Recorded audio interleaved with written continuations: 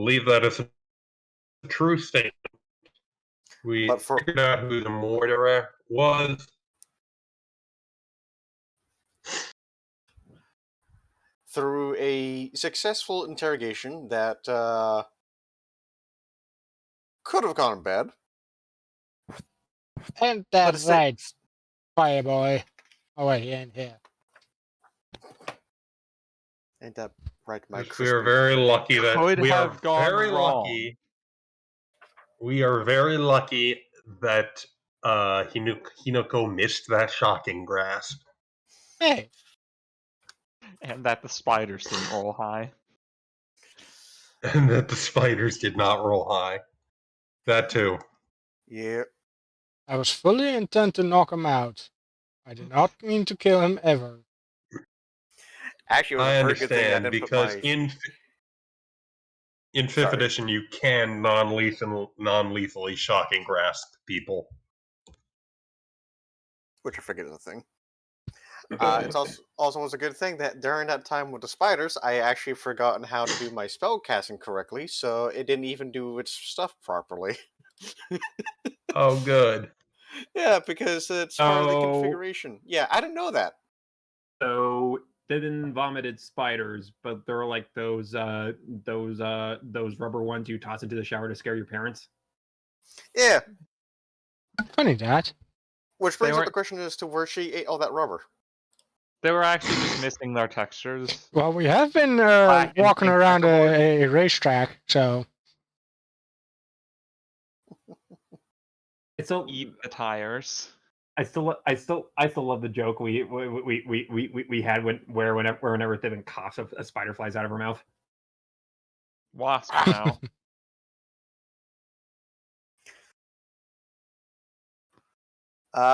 You can vomit wasps now? I think it was 4th level that it... Bees! Yeah, I think it changed at 4th level. Let me go take a look. The bees! We were 4th level, though. Bees! It actually might be 7th level, because they...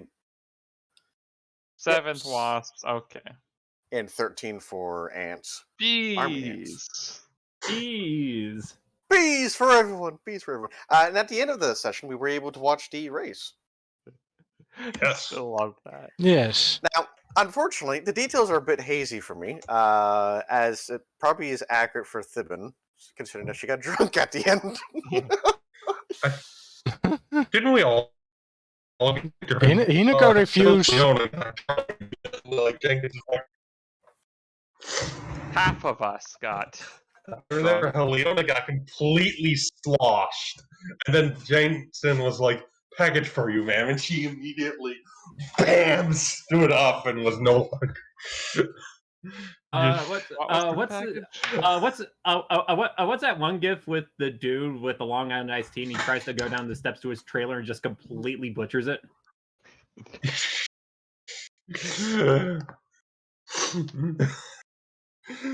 Yeah, that.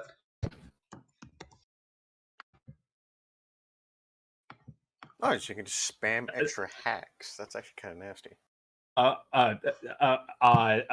Thank you, both of you. and that's pretty much Leona. Yeah. Yeah, I remember some other pretty details. much. Your steward, right? Your steward came in with a box and was going to bring you something, but only for Thibin at the end to vomit up spiders and head to the couch. After making a book out of the table that you almost fell from. All right. We also almost burnt the house down because Leona said kill the spiders with fire. What was in the package? No, I actually... No, I used right, the the precise bomb. And yeah. Yeah, it was... Yeah, I remember that. Like, I used a freaking precise bomb and did not set the house on fire. Hinako, on the other hand, I'm glad. Well, and yeah, I remember handing out the helmet because somebody opened it up It was a helmet, and the first question somebody asked was, "Oh God, they sent us the murder weapon." I remember that too.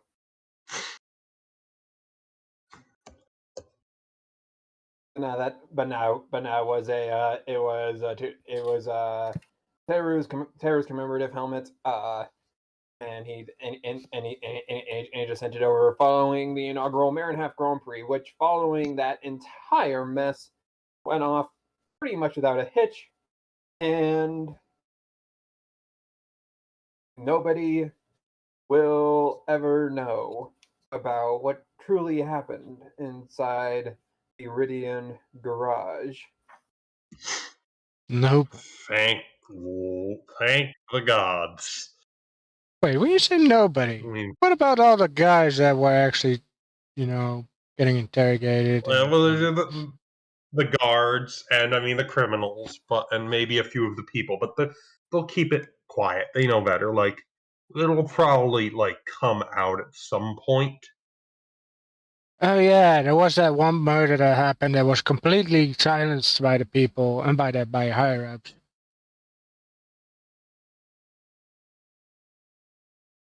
Wait, what? What? In Showcase of Nations, we don't have the internet, so it's not like if stuff isn't printed in the papers, most people won't know about it. I was gonna say, Engineering it'd be more crew gets word of interviewed mouth. by the news. And they have like the whole anonymous the whole anonymous interview set up. They're like covered head to toe in inconspicuous clothes. They got like the ski goggles and the face mask and the baseball hat. And I like to think what happens. And their voice sounds like dead sec. No, what happens is Blackfern just steps out of the car. Aha!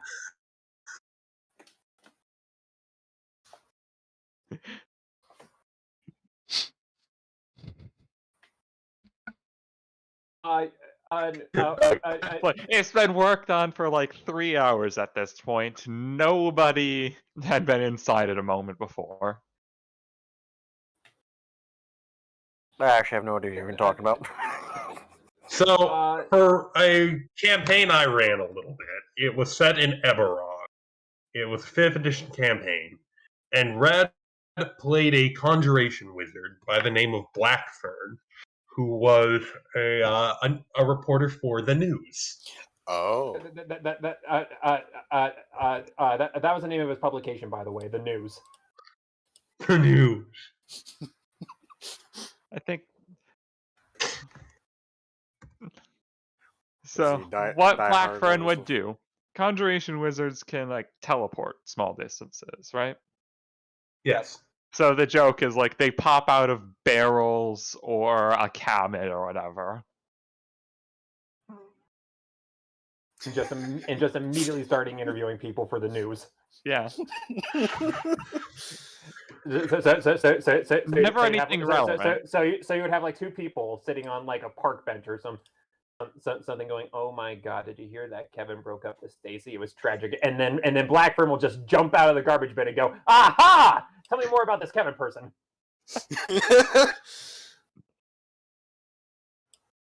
So like kicks down the door to the car from the inside.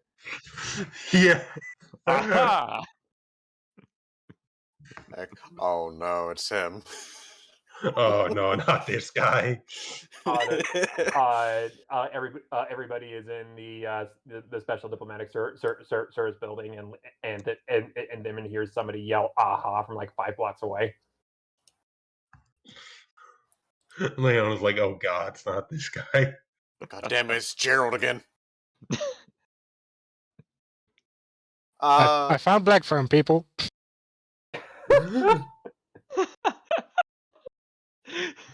You? How'd you get into my bathroom? The news. Blackfern is just dripping wet from the toilet water as he starts writing stuff down. On wet paper? That's like they're getting dressed. They close like the cupboard, not the cupboard, the dresser or wardrobe or whatever. Hmm. Turn around, they're talking to someone, and then he comes out of the wardrobe. With Leona's bra hanging off one of his ears. Despite not having been in there literally a minute ago. You see that? Excuse me, Uh, what? You heard me. Well, anyhow. So how much time passes Literally, between that and the next thing? After the merit have grown free, everything begins to simmer down a tiny bit over the next couple of days, and everybody begins packing up for the next race in the Skador Confederacy in about 2 weeks' time. Ooh. 2 weeks. That gives me enough time to actually realize. What do you think we can just Teleport over? Yeah. that's like high level magic. We don't have those kind of I don't think you can wizards here in teleport Verona. like the car Cars. just because it's too heavy. You would Ah, need And also, there's people in the garage. There's people in the garage and everything. Can you imagine if something goes bad and Teleportation accident, entire team of people are just decapitated. just like the caterer moving stuff around the paddock, and then all of a sudden crash, splash, beep, beep. Yeah. Like first off, the cost of teleporting everyone and the equipment The would be car prohibitive. appears, the caterer is sitting perfectly in the driver's seat. Hmm. Then you have teleportation mishaps. And then the caterer's like, wait a minute, this gives me an idea, and that's how Uber Eats was born. You can eat anything from Uber, right? The duct tape is not. Feel free to edible. try that. Also, I didn't realize this because I completely didn't process in my brain. I have to write down Jeremy as a familiar and then actually give him stats. Yeah, you forgot that familiars have their own stats and things, didn't you? It's more that I didn't even realize that's a thing to actually do. That's a thing. Yeah. Yeah. So the so the thing that Red gave me is the spider swarm. Yeah, I'm currently configuring that slowly into Jeremy.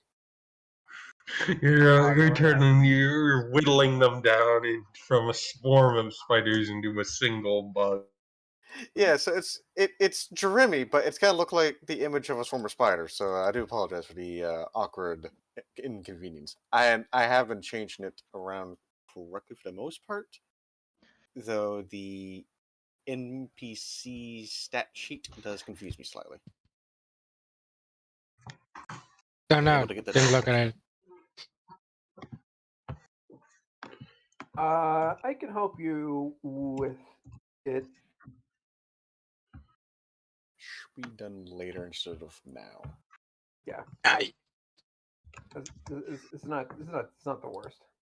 Oh yeah. At least Jeremy. Now. At least. Sorry. Jeremy and I can now actually talk to each other. Oh, hooray! Ooh. Uh, So, what do we do in those 2 weeks? It is about Tuesday after the race, and I have to imagine that Leona is with one or two or three of you as she starts to get her affairs in order for the trip to Skador. Not to assume anything, of course, Goldie. You may derail my plot however you see fit. No. Leona would be like working at the Wild, what happened? Look at Discord. Oh, holy shit! We're blackburning it up. Anyhow, don't mind us. That raccoon's perfect. Hey, Mom. The raccoon. Raccoon just. Oh, Mom, coming. You can see this little gif of a little raccoon. It's adorable. Come have a look. It's a little raccoon. Yeah.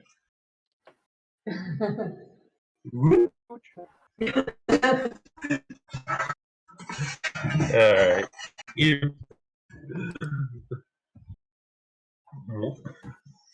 The void takes you slowly but surely. We've actually got a bunch of raccoons around the farm that little orphan kits that we are looking after, trying to raise up. Yeah.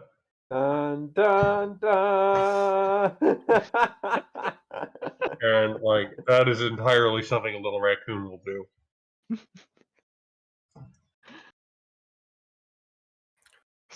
Sorry, what? Wait. Guys, the session has been canceled. It's now going to be a 3-hour gift blackburn competition. I love like the dramatic. Yeah. The dramatic. And then watch is like, wow, I feel good. No. Just the dramatic stomp. Dude. And then like puts the hands together. Oh my gosh. And the guy's just, and the blue guy, he's just like sipping his coffee with his like helmet on. He's just sipping his coffee with his freaking helmet I on. didn't even notice that. Give me a drink, bartender. And he seems like that guy that wouldn't actually drink his drink. He would just take the glass and spin it on a finger like a basketball. Oh my god, I can see that. Oh my lordy. Give me another, bartender. Sure. Here we go. Give me a drink, bartender. And then like narrows his eyes and like On the frictionless counter as well. Yeah. Somehow completely frictionless. And the part that amuses me is that he just doesn't even try to catch it. Not at all.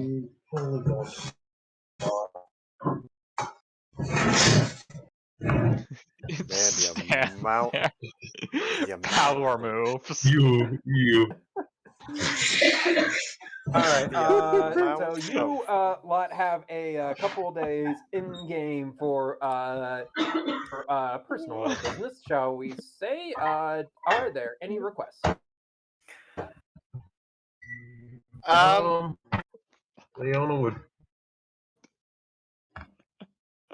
Leona would be I believe I have details for you what Leona would be getting up to. Hello, IT. Have you tried turning it off and on again? I request that Gold not be a robot. That's my request. I think I know what Gold is trying. I think I know what Gold is trying to say. Gold is getting a band together. No. I request that was Gold saying. not get a request. Moving on. Leona Miranda and the high charisma scores.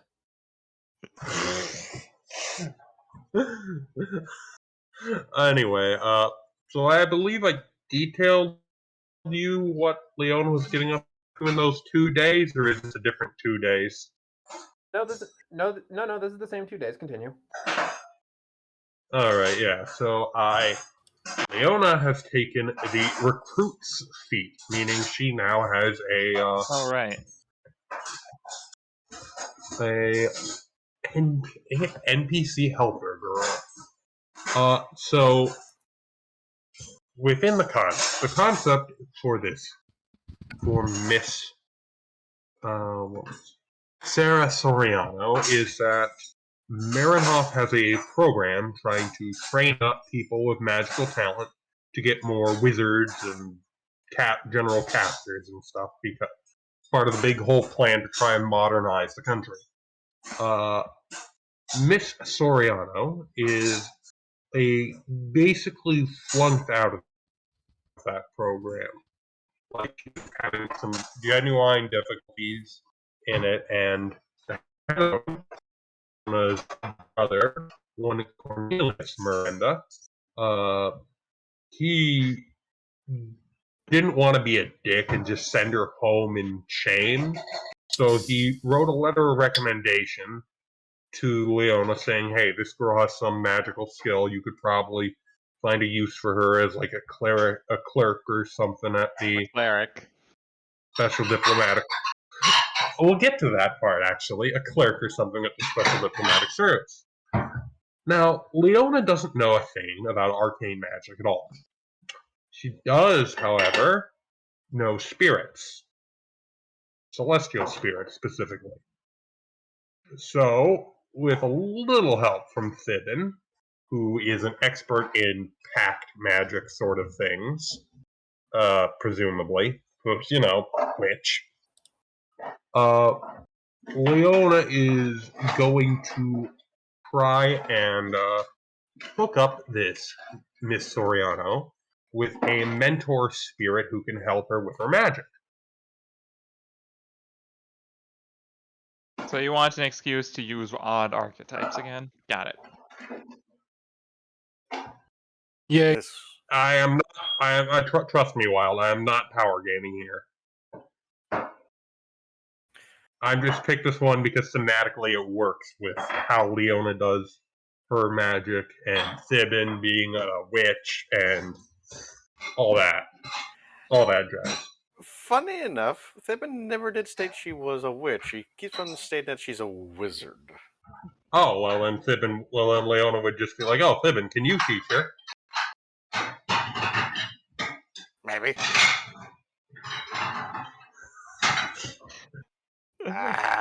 Teach what? Miss Soriano here. She flunked out of the Marinhoff Arcanist program. My brother said. The next to Leona, you see a very a relatively young girl, somewhat short, and she looks very nervous, and she just kind of waves at the ratty. As I was saying, Miss Soriano here is.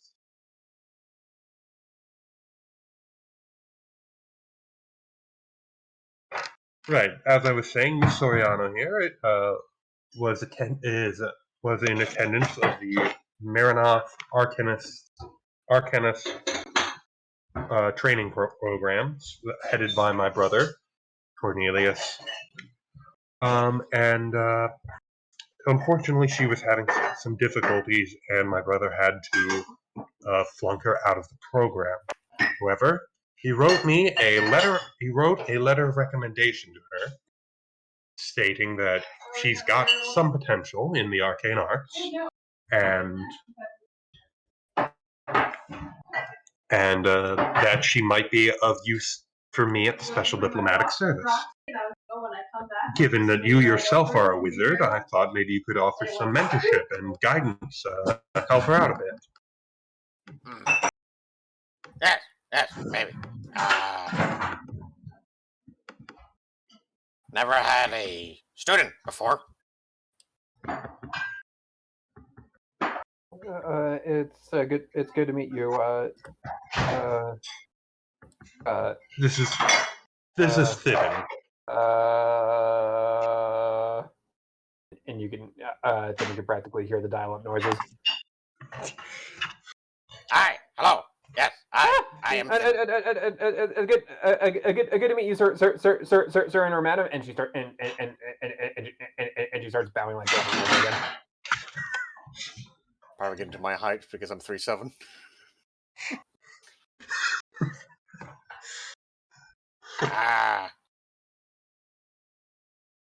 I, Thibin, do not require any formalities with this.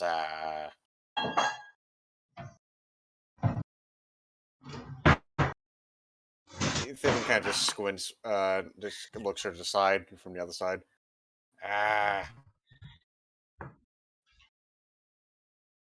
Is she human or half elf? She's a human. She's a human. Oh, She's man. a human. Okay. Woman. Yes, young Padawan. Oh god.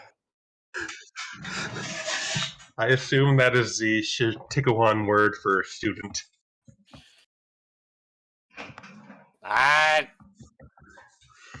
Yes, it was more of a sidetrack word from a different culture, and it very, very long distance. Anyway,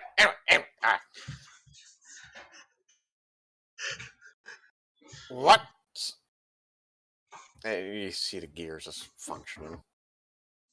What proficiencies of spellcraft do you understand?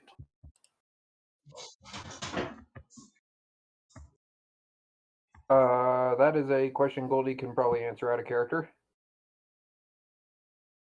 Well, probably would know just the basics, like Precipitation. She is Probably very, like- very. probably She is very first level. Very first. yeah. She's like she's technically sub first level right now. She's technically level 0, so she like has the bare bones base. She can maybe cast a cantrip too. Well, I think I can teach a thing or two. I actually have been working on something. Took a moment to get the material. I have created. Just pulls it up. This. It's a book. What is It's a book. this exactly? Well, from what I did recall from the drunken night, I was requesting for a spell book, so I decided to write down spells. It doesn't seem to work though, but it is good information reading. If you didn't have a spell book before, how did you prepare your magic? Ask Jeremy. Speaking of, he's somewhere. I don't know where we went. He'll come back. Huh, so We'll come back. you don't use a spellbook per se, you use your familiar? Yes, Interesting. I think he ate a spell book, which is why it works. Trevor never did answer me on that part. I mean, the concept, I guess it could make sense. I mean, I'm no arcanist, so I'm not really schooled in this sort of thing. And I've been an arcanist wizard for... I'm missing a finger. Hang on.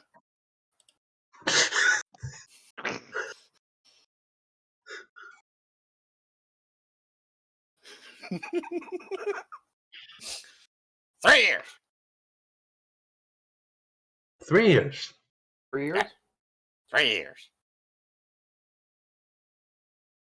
More roughly 2 years and 9 months. And 10 days.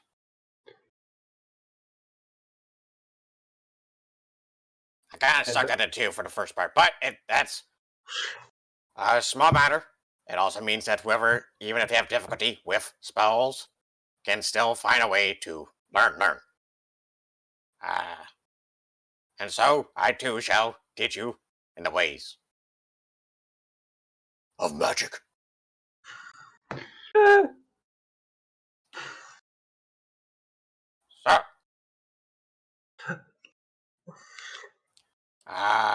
here's the book. It has the information and details, though it's technically kind of useless for actually making spells work. But it will give you at least an understanding. Don't mind the scribbles. And what language do you know? Let's see, well, sir. I actually, I think you gave her a rank in linguistics. I did give her a rank in linguistics. Her Oh, languages known are Common, Halfling, Sylvan, Elven, and Kitsune. Oh, that's gonna be interesting. Kitsune is basically Sylvan. Even I just Kitsune don't. is Sylvan? Alright. Oh, okay, Yeah, I then don't have I'll Kitsune swap in my out. languages. Yes. Okay, Sullivan. then I'll just swap out Kitsune for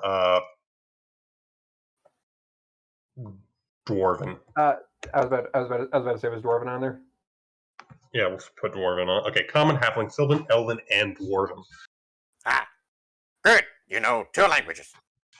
I can help you with this. In that book, You know it's 2 languages. Seems a little.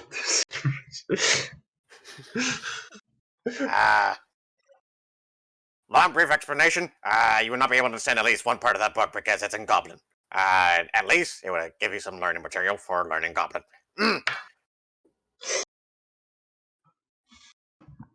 Ian probably walks by the door by now. I can try. I can try. Yeah. I'll try. Thank you. Thank you, Miss. Thank you, Miss Stebbin. Yes. Again. Now then, where is Dreamy?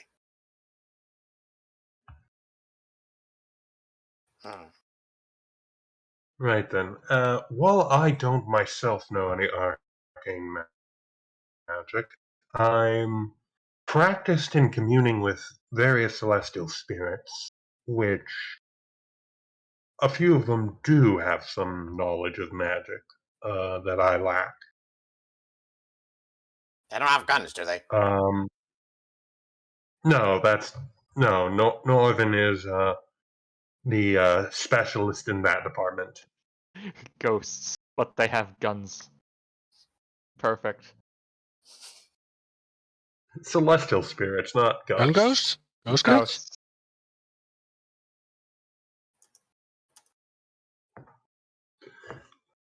Ghosts. But yes, I'll be here to help you if I can, Miss Soriano.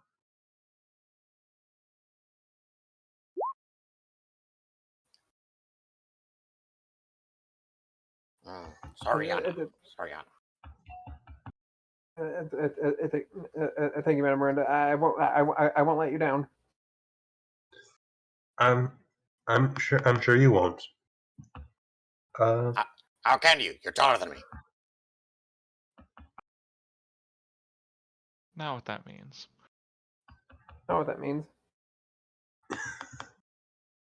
What does that mean? It's a metaphor. It means I won't disappoint you. I will attempt to. I think I won't disappoint you. Would probably be the best translation of that.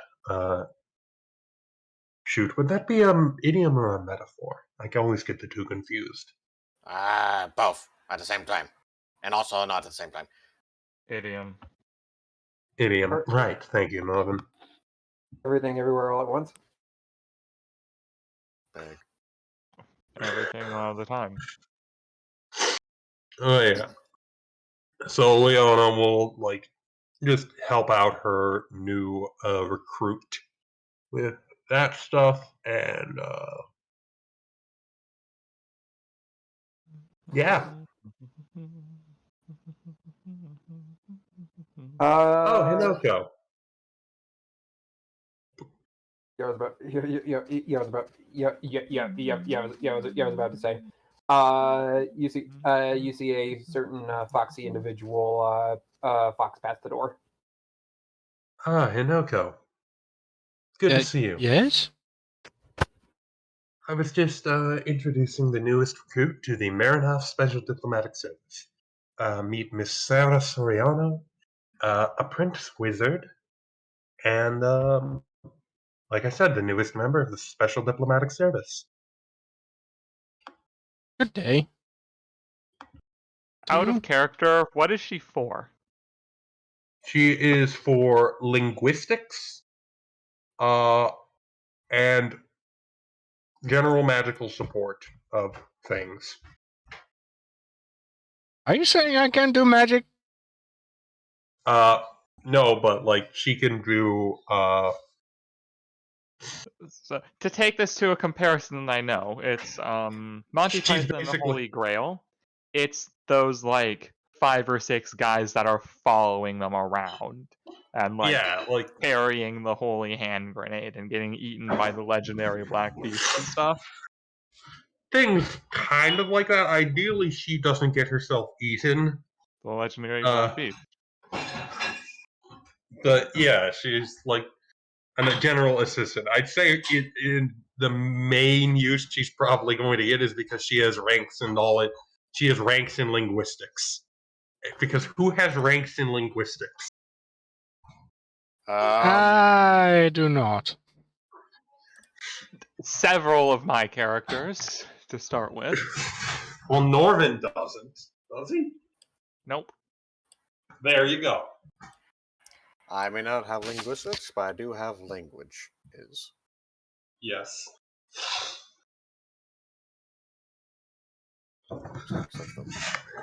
But yeah, her general idea. Also, yeah, she just level 1 wizard can cast 2 spells a day. So you can do 2d4 plus 2 damage. I know, it's amazing. Good day, Miss. What did you say her name was? Miss Soriano. Soriano. Good to meet you, Miss Hinako. And she bows politely again. Hinako, can you give me perception, please? Good, that's a perception. He's a set, pretty much. My lord. She seems particularly interested in Hinako's tale for some reason.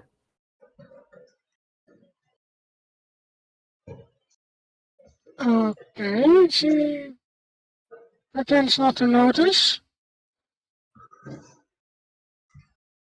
And makes a soldier salute, basically. Good day to you. Good to meet you. Lady Miranda told me about you.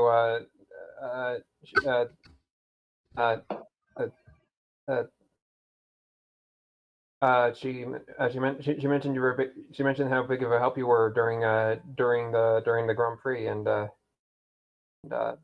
thanks.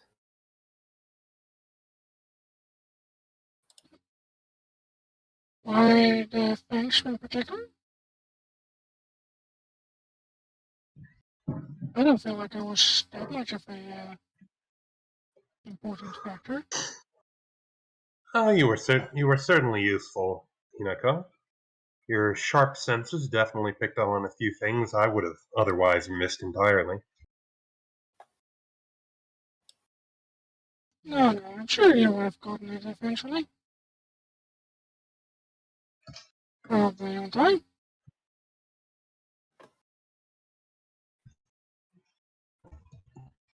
Anyway, I was looking at the shopping you've done, right, Miss Miranda?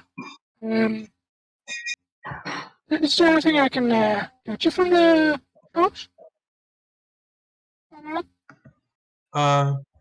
Wait, so let me get this straight. Hinako's going shopping and she wants Leona's advice on where she should go?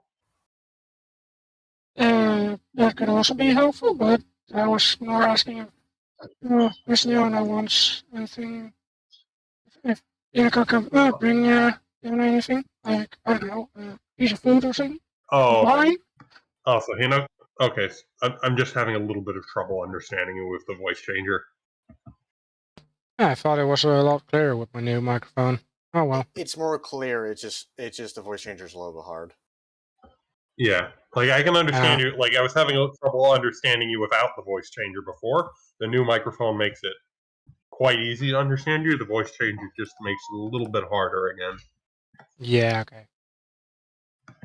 Okay. Basically, the new microphone does definitely help. Basically, Hinako is asking if Leona wanted anything from the shops. The winers and I don't know. Not naming anything in particular. Right. I think I'm good for the moment. Thank you, Hinako, though. Miss Soriano, do you want anything? I'm good. I should probably get to studying. And she looks down at the book in her arms. Right then. Does Hinako recognize that book as to who made it? Just flat out doesn't work. I did. Okay, if you... Hinako's gonna be like, good luck with that. Yes. Oh, if you are going out, can you get a couple silver spoons if you have the chance? Silver spoons. Silver in particular? Or can it be any kind of spoon, Fabian? Silver in particular. It is for in situations if one cannot able to cast magic, and you need to find out if something's poisonous. Like soup. Right. I shall keep my eyes open for them. Yes. Sure. I do think I know a silversmith that my family hires to produce the royal silverware. It might be a bit expensive. I mean, but you know what? Never mind. Triplicate, yes. Yeah. Any amount in particular that you want, Fabian? 2. Okay, if I find a silversmith, I shall ask. Thank you. Oh, was that Jeremy? Centipede noises. Click.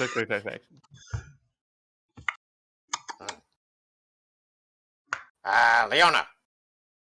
Yes. Are you expecting a package? No. I don't believe so. Jeremy is said anyone something ever? about a package. Well, that's not an uncommon appearance. I do get mail and packages. There's a package outside for me? Hinako, your sharp, foxy ears pick up a few noises of exertion as somebody seems to be coming up the stairs. I think the package is coming our way now. Oh, Jensen must have gotten it. Leona will head over to the door and open it. Jeremy, your depth perception sucks. Sure enough, in comes Jensen, and whatever he's carrying, he seems to be at the relative limit of his ability to actually move it. It is a very large box. However, Leona, you being a member of the royal family of Marinhalf, know the steward's sigil when you see it, and it is emblazoned on the side of the box here as Jensen reigns to carry it in, and he grunts out, "Tell me where you want it, Lady Miranda." Here, let me lend a hand, and Leona will cast Unseen Servant to assist Jensen in the carrying of the pack of the box as he brings it up. It helps. It helps out. It helps out a tiny. It does help out a tiny bit. It doesn't look like he's. It doesn't look like he's about to burst a vessel now. Right then, bring it right in here, and Leona will hold the door open for Jensen. Jensen marches inside with the box. He sets it down. He dusts himself off. He straightens his suit out and says this is from it's from the stewards, my lady. They insisted I drop it off here at my earliest convenience. I see. Well, I'll have to have a look at what's inside then. And Leona will direct the unseen servant to open the box. A clown springs out of it. Dun dun dun dun dun. Okay. Really? No. I just I couldn't help myself. But there is Wild. Is there any? How many gifts do you have? All of them.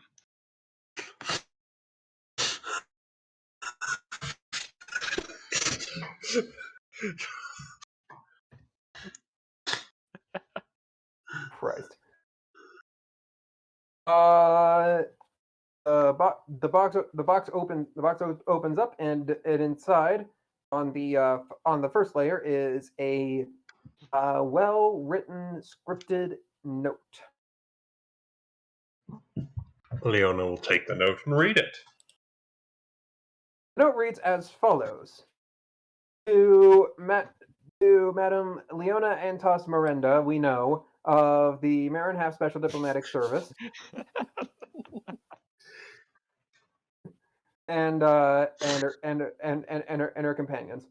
On behalf of the Showcase of Nations and the Marin Half Grand Prix Committee, we would like to extend our most sincere thanks and gratitude for effectively and quietly dealing with the incident that took place over the course of the weekend. Had this issue not been ironed out in the way that it had been, or if news had broke before anything was resolved, the very fabric and nature of the showcase what may have been in jeopardy. As a result, we would like to extend a few gifts towards your party's way as a way of showing our gratitude, and we sincerely hope that the contents of this box you will find to be of use throughout your travels. If we do see any of you in Sador, we will be sure to say hi. Otherwise, we wish you nothing but the best of luck and the best of fortunes as Marin Half continues to race for the glory of their nation. Most sincerely, the stewards, and obviously they're not going to spell their names out because that's the entire point. Right, and Leona's reading this aloud to all assembled. Leona is mildly disappointed that they don't list out the 50 names or whatever. She's honestly understanding. They would have the parchment isn't cheap and all after all. Leona reads the letter left to right, top to bottom, starting with the first letter and then the second letter. All right, so she will put away the letter and set it on her desk. Yes, Simon? So these gifts. What are they? Yeah. Let's find out. Why don't we? And we'll snap her fingers and have the punching servant continue to unpack. The letter was laying on top of a small piece of cardboard that covered up the that covered up the lid of the box, and inside you see 4 more boxes, each inscribed with the name of one of the party members. I hope they got. I do hope they managed to contact Ide. Right. Jensen steps in. Actually, madam, they did. As he's currently traveling with the rest of the Marinhalf team, the stewards decided to mail him his rewards privately. I see. That's good. He was as much of a help as any of us, if not more so. He exploded half the paddock, madam. Yes, but he's very good at exploding things. You may recall how he incinerated that spider swarm without even singeing the carpet. There was a spider swarm? You were drunk. You were drunk, Fabian. Oh. Wait. Alcohol's poisonous to me. What did I drink? You drank alcohol. This is the point. It is. I'm led to believe the point is that it is slightly poisonous. That is correct. So it's slow mouth. It's I Theban do not remember this. And do not want to remember this. You I were believe drunk. that is one of the effects of alcohol. That is correct. Oh. Though I am surprised they actually know my name. The stewards have ways of figuring out things. They're mysterious. Probably shouted and it a couple secretive. times. Huh. Right then. So Leona will have the unseen servant hand everyone their boxes. Okay. Does not have my last name. Good. You've never shared. I don't believe you ever conferred upon anyone your last name, Miss Thibin. And I won't. Don't have a last name. Fair enough. Right then. Leona will open up her parcel. Confetti. Give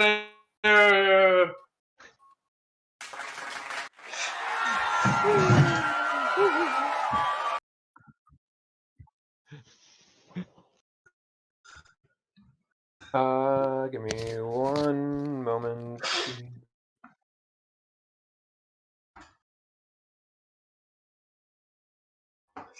I knew it. I knew Wild had a gift. I don't have a gift for confetti. I have a quote. Oh. Yippee! Oh. Even better.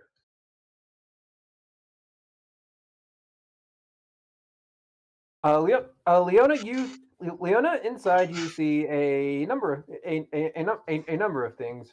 A sword bearing the Miranda family crest on it, though you are not completely sure you know how to swing it properly, but it definitely looks good and shiny.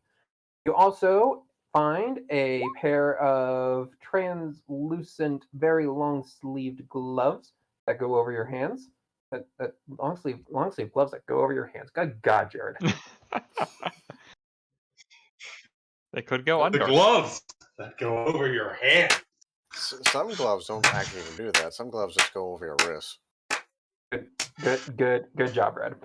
And also you find a stick. It is a long, about foot and a half long rod of relatively boring nickel from the looks of things. We'll examine the rod, and then she'll and then she'll cast detect magic. She detect. The rod does have some magic in it, and she can read a small inscription on the side that just reads "shh."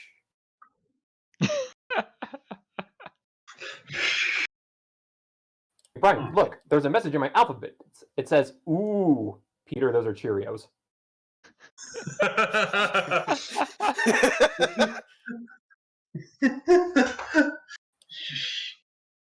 I'm trying to think if Leona could.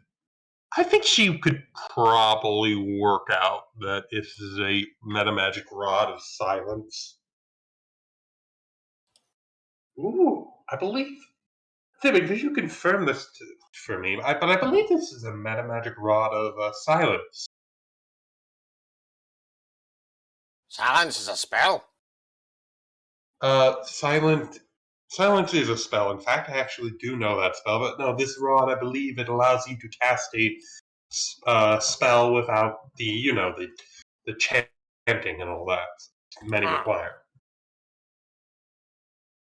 I've seen some in use in the court and whatnot.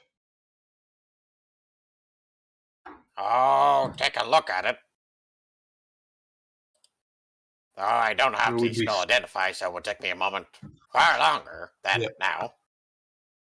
Right, spellcraft check. Yes. I actually can't find a GIF of a box exploding with confetti. F on that one. That doesn't mean it automatically fails. Yeah, I was gonna say. No, that's the lowest I can do with spellcraft right now. Well, the DC is 15 plus caster level, so yeah. If Considering if Jeremy helps you, that's 8 another. That's a +2. So you're caster level 1.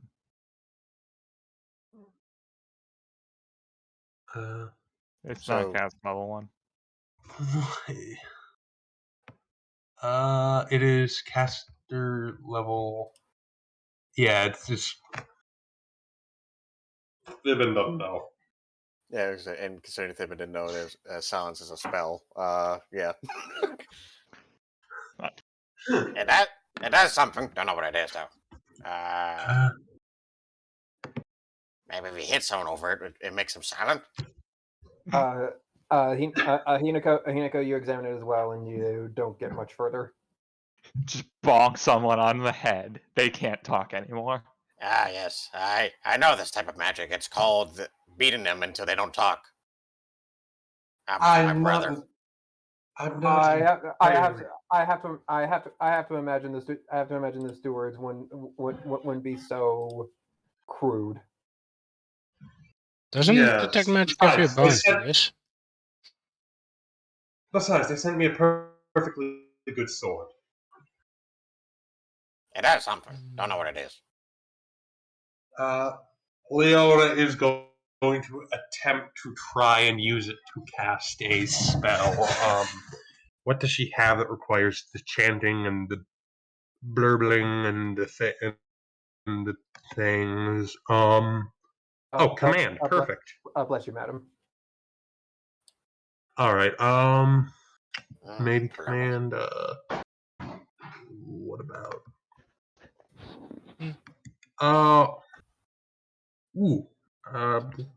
Yeah, sure. Why not? Divine favor. It's a harmless buff. Okay. So Leona will hold the rod, wiggle her hands, and instead of speaking, try and get the rod to do its thing. Do you want me to roll for this, or does it just work?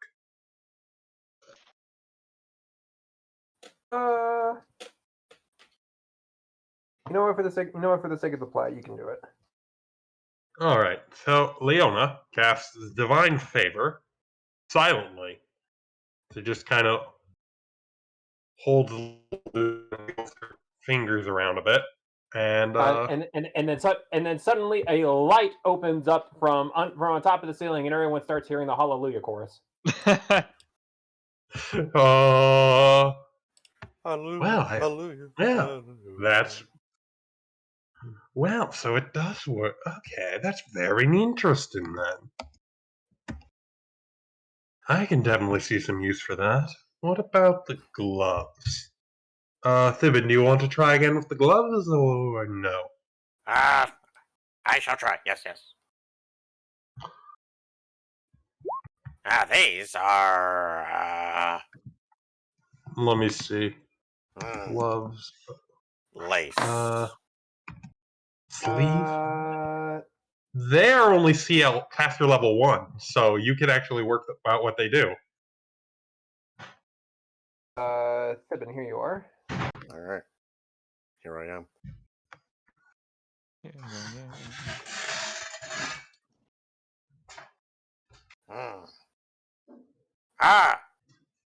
One of my professors wore these before.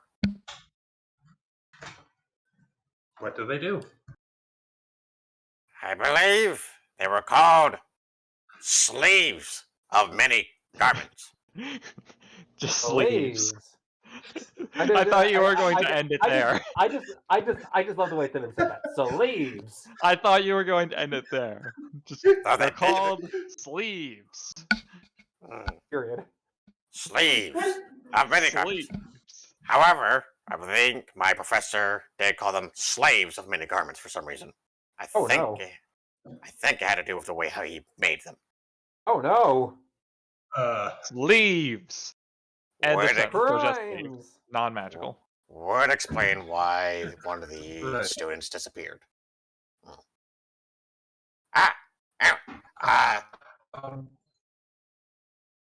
What these do is that when you have them equipped or on, whichever form of word, faction, thing you use, you can change your appearance of your current garments into any other non-magical set of clothing.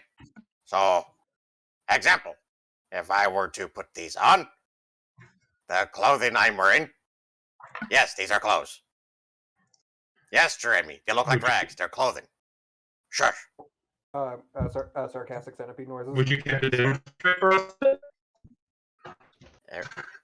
As Thibin kind of just puts the sleeves on, her outfit would then change without a dress.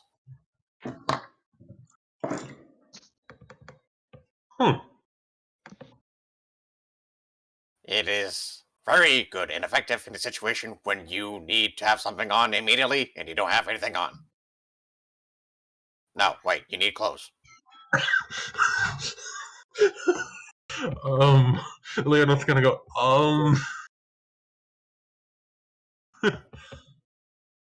Thibin just takes the sleeves off, and then her clothing just returns back to the rags that she's been wearing. I see. Well, I can definitely think of a few uses for these. To take them and fold them up and As for the sword, Leona will pick that up. And Leona does not actually have many weapons she's particularly versed in. She does, however, know how to use a longsword. And only a longsword as far as martial weapons go. Very interesting. Fencing is a hobby for her. And she's like, she picks it up and moves it around, feeling the balance in her hands. And it's fairly obvious she actually knows what she's doing with this.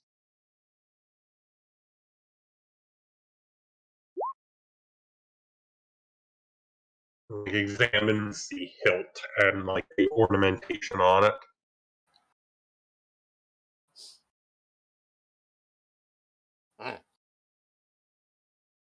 Smells like metal.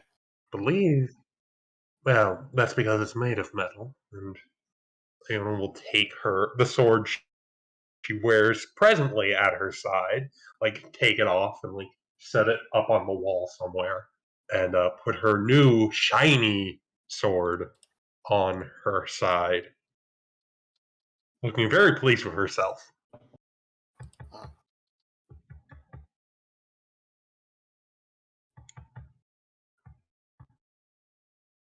Intrigue, interesting. Right then. I believe it's intended as a sort of office of sorts for me as the head of the Special Diplomatic Service. But,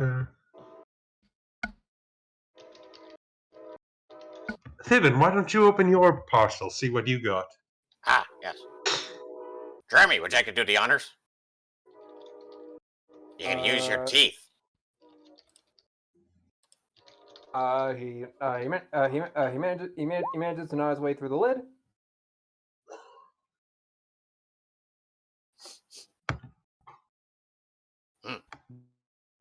Thank you, Wild. Ah, then. Remind me how you do that thing that Wild and Wisp are doing, where the character seems to be saying it. Yeah, you can do /ME.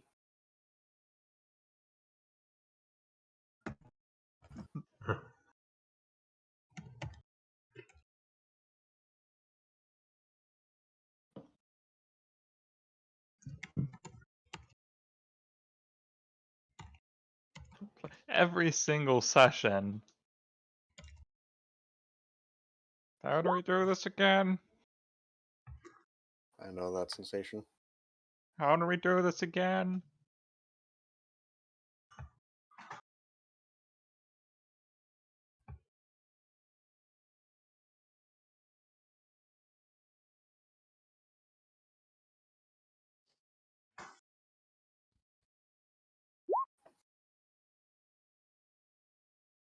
And peers into the void. And spiders. Spiders everywhere. Hundreds of spiders. Not bees. Spiders with wings. Bees! Oh god. Flying spiders! Bees!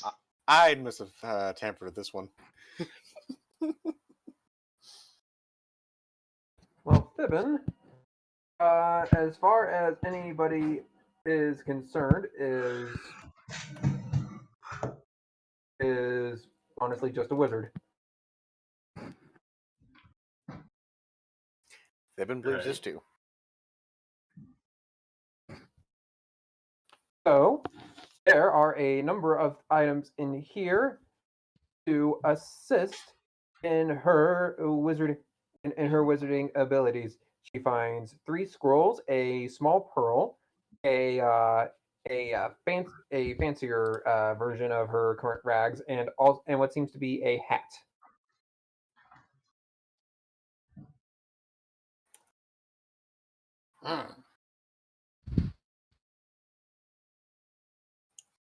Thibin picks up the pearl first.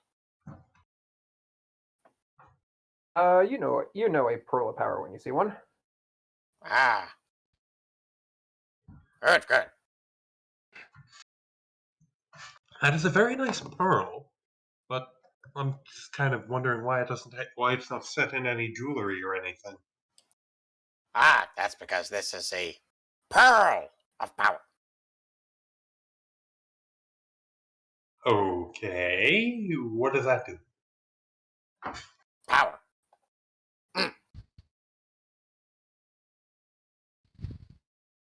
All right then. Don't mind the player background currently trying to look up pearl power quickly as possible. A pearl of power. You I know what it does. use I'm it just to kidding. gain another spell slot that you just used today. Oh yeah, Norman Iniko has no clue what the spell of power is, but she's remained silent. Well, Leona and Hinako are spontaneous casters. It would make sense that Norman would know what a pearl of power is, because he's a prepared caster. He can use the dang thing. We're not looking up what it is in character, is he? It. I don't know. I'm curious. It's a. Is it first level pearl power? Yeah. It is a POP one, yes. Okay. Make sure. Pop. I wonder if it's edible. It is probably not edible. Please don't eat it. I completely agree with the voice in my I head. spilled soda everywhere. That's That not is- good. One of the wonderful things about Wild is that I can never tell when he's in character or not. Yeah, me neither. I never really can tell. It's funny and yet somehow slightly bothersome, but still funny. Yeah, like it is kind of like I'm like, is that in character? Is that not in character? Both. Pearl power. Speaking of Ah, nuts, then these scrolls. I'm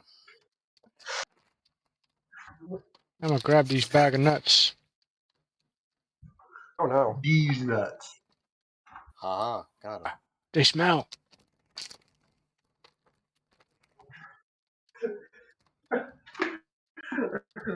Go right to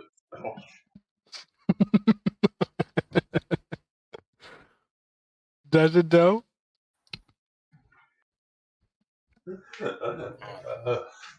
Eeny, meeny, miny, mo, catch a tiger by his toe. It's this one. I chooses the second spell scroll. The second one. Yeah. That second one, well, all these are on her spell list, so she'd probably be able to identify them easy enough. It is a scroll of Touch of Idiocy. Useful. Ah. Wow. Wah. The scrolls containing useful spells on it? Yes. Very helpful. And if I do this correctly, Jeremy, you're gonna have to eat it. What? In some situations, when I needed to find out how to do a spell, Jeremy ate the scroll. It works out. Sometimes. Other times, not so much. I mean, I guess you did say he ate your spell book. Yes. I mean, that sort of makes sense, I suppose. What about this other one? The third one.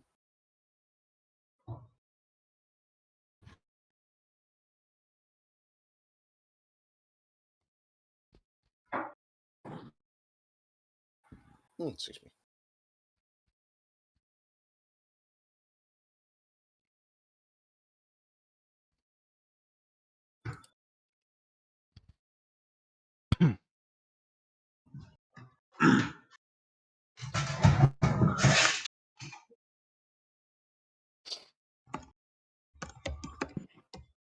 Now I'm debating if I should stay here to open my package or should I go and do the shopping I was planning to do.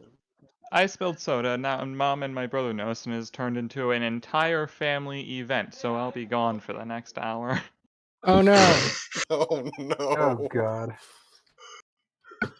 Good thing I'm pretty much home alone right now. Well, my brother is somewhere downstairs in his own room, I believe, but I am home. escaping the heat. Hinako,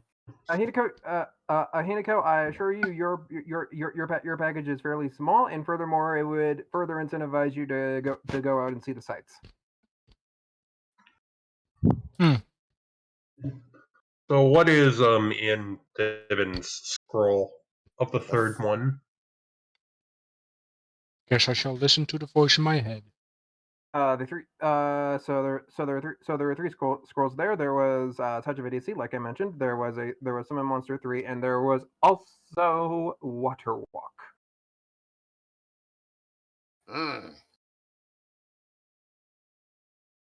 This will be useful.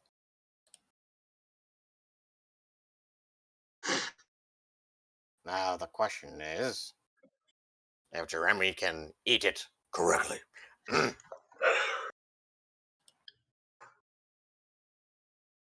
He can, and I promise you, he won't.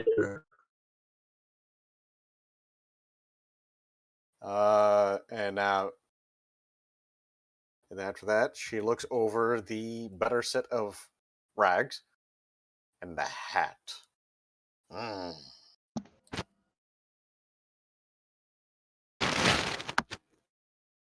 Oh my, a rat in a hat. Is this a very classical witch's hat or wizard's hat? Da, da, da, da, da, da, da.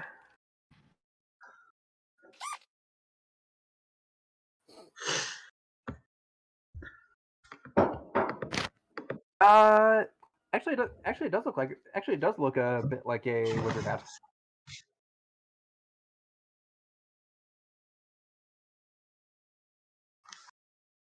Oh. Jeremy, help me with this.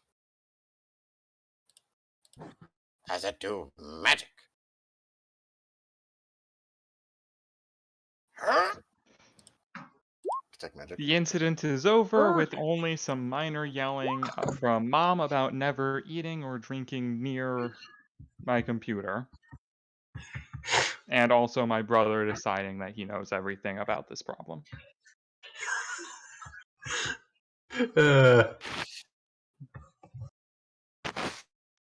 I believe you need to use spellcraft to identify the properties of the wizard hat. Alright. Like, detect magic lets you know it's magic. But you need spellcraft to determine what it actually does. I know what it does.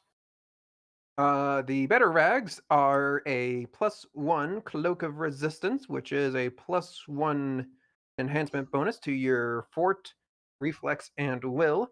And that hat is a Cap of Human Guise. Oh.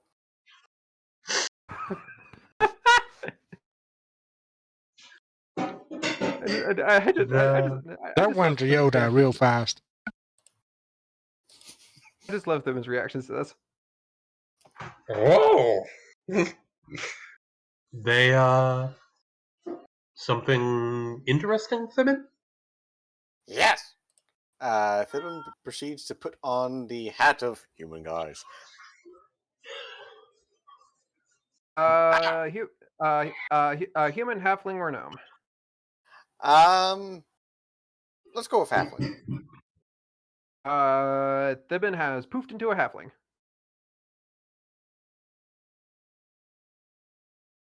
Huh. So it's a disguising hat? Yes. Very good and effective. Oh, my voice does not change. Ah,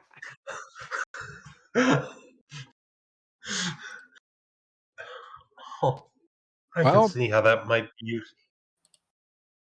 extremely. now you look like a pretty normal kid. This is a halfling.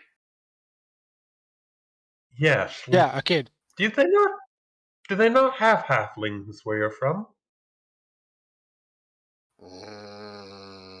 No. They don't go down that far.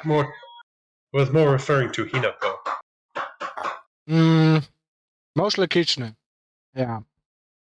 Mostly. Huh. Well, halflings are a small humanoid race. We have a fair few of them here in Marinhof. They're not children. They're about the size of a human child, but they're not fully grown. They're about that big.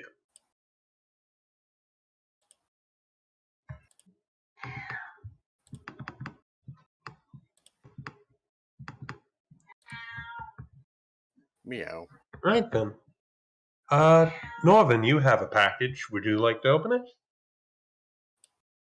All right. I do so. Interesting. Even the bodyguard gets a package. He helped, Well, of course. I he- guess. He did. I help. do so prepared for two people humming and hawing. I wonder what it is. You know what it is because we talked about it over DMs two weeks ago. Norvin, you find yourself a new belt with plenty of ammo pouches, gun holsters, and whatever a gunslinging paladin such as yourself could require. Hooray.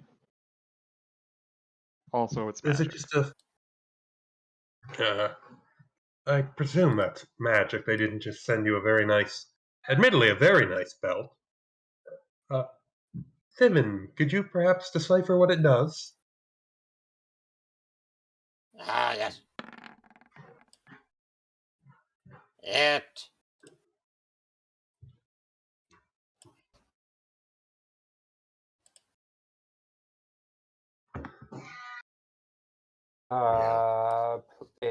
It is a dexterity belt.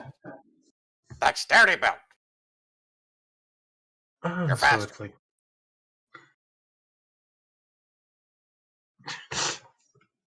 Oh, seems straightforward enough. At one point, I'm gonna roll high enough, and I'm gonna react without being asked. Seems you have to wear it at a very slight angle, so it's not very Fib straightforward. instead. Oh, he killed me!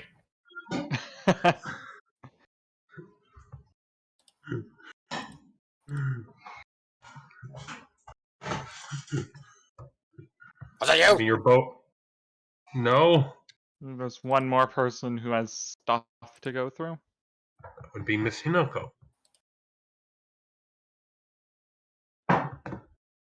What, you only got a belt? It's a very good belt. Yeah, admittedly, It's a very good good belt. But it's, It is a very. It is a compared very, to the other very two, there good were belt. quite a couple of things they had. It's kind of disappointing, if you ask me. But sure, whatever. Very expensive. Guess I'll open my package then. Take my package and leave the room. Ms. Hinoko, you yourself find. Sorry, but small stretch. There we go. There was also a belt in there, one with a very large number of blades protruding out of it, and underneath that you find what seems to be a coupon.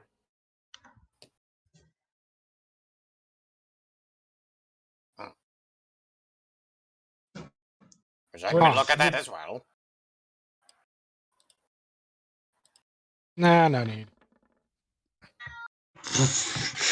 You rolled. It is a coupon. Totally no need.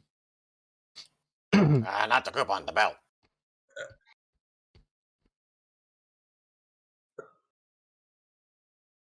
Yeah, now I'll figure it out sometime later. All right.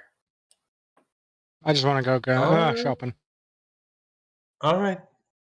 Have fun then, Hinako. Fancy belt though. I Guess I'll put it on. Doesn't it make me look dangerous with this many blades from it? you'll be fine. Yeah, right. I've Right. seen more outlandish fashion.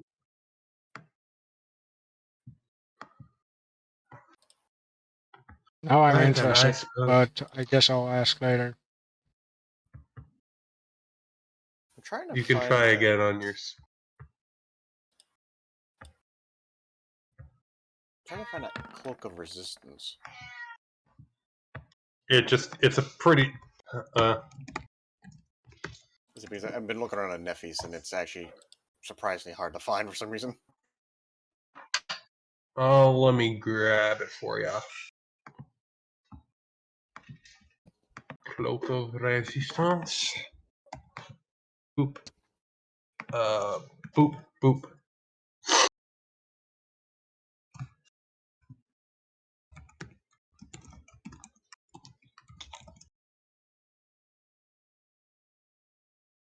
Thank you. You're welcome. Long cat. Long cat is long.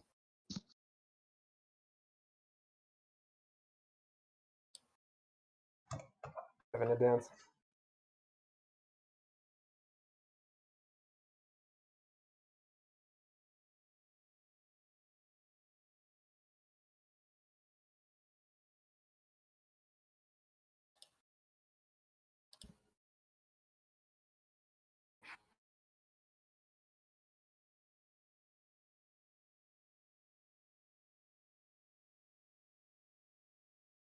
Righto. Guess I'll go. Hello. Guess I'll go shopping. Yep. Right then. Have a good time. You still want our spoons, Steven? Yes, Okay. beneficial and helpful. I should keep my eyes peeled. Spoon.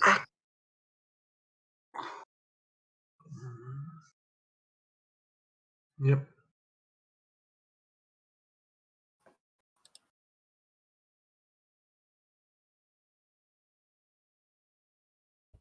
Right then. Leona will. I'm just okay. Right, cool. Yep. Leona will resume her. I was just doing some mental math real fast. There you go. Okay.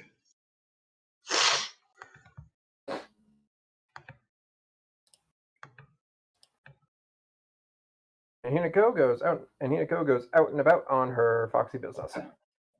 Right. Leona will resume things, attending to things around the Special Diplomatic Service, helping her new recruit out if needed, and generally just,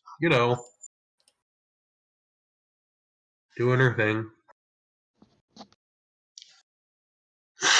Meanwhile, Jensen cleans up everything and mentions. By the way, Madam Leona, in case we are interested in going to Skador, I have arranged for transportation.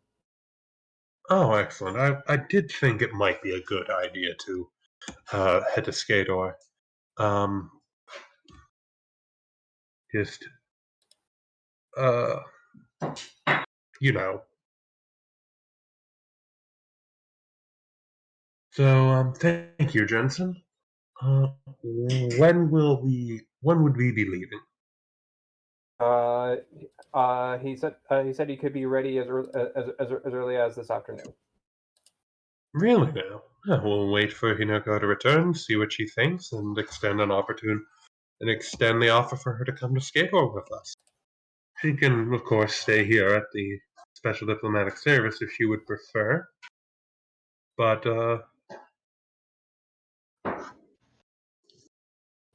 I'm sure she'd enjoy the adventure. What about you, Thibin? I'm going to be, Jeremy, get ready. Gonna be noises.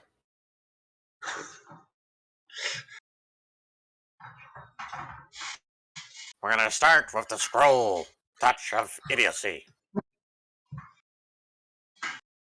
Touch of what now? Touch of Idiocy.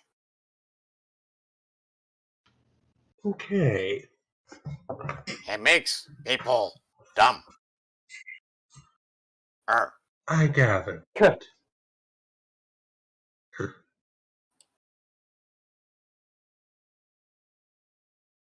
And if I recall correctly, this will take 3 hours.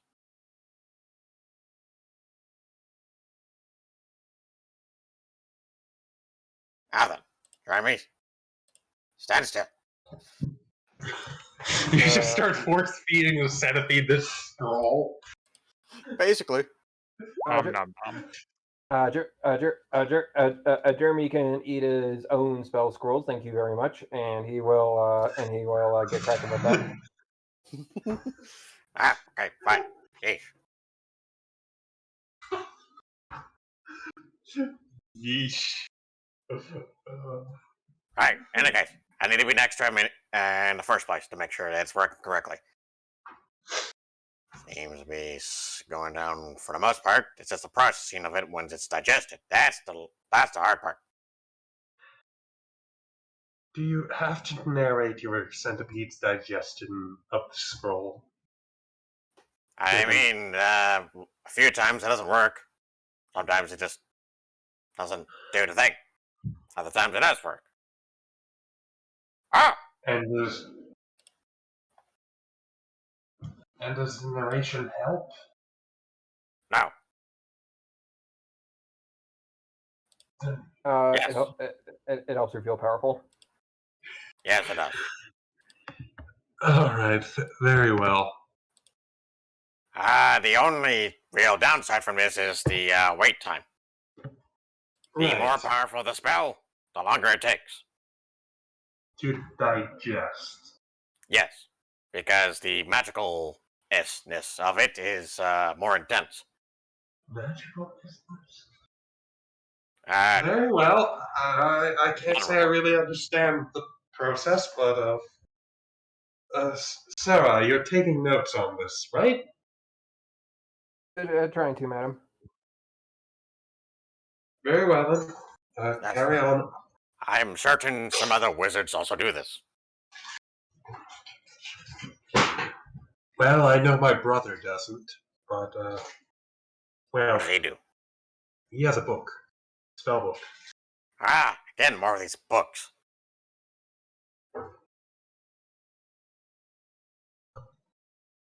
I'll ask him about it sometime, maybe.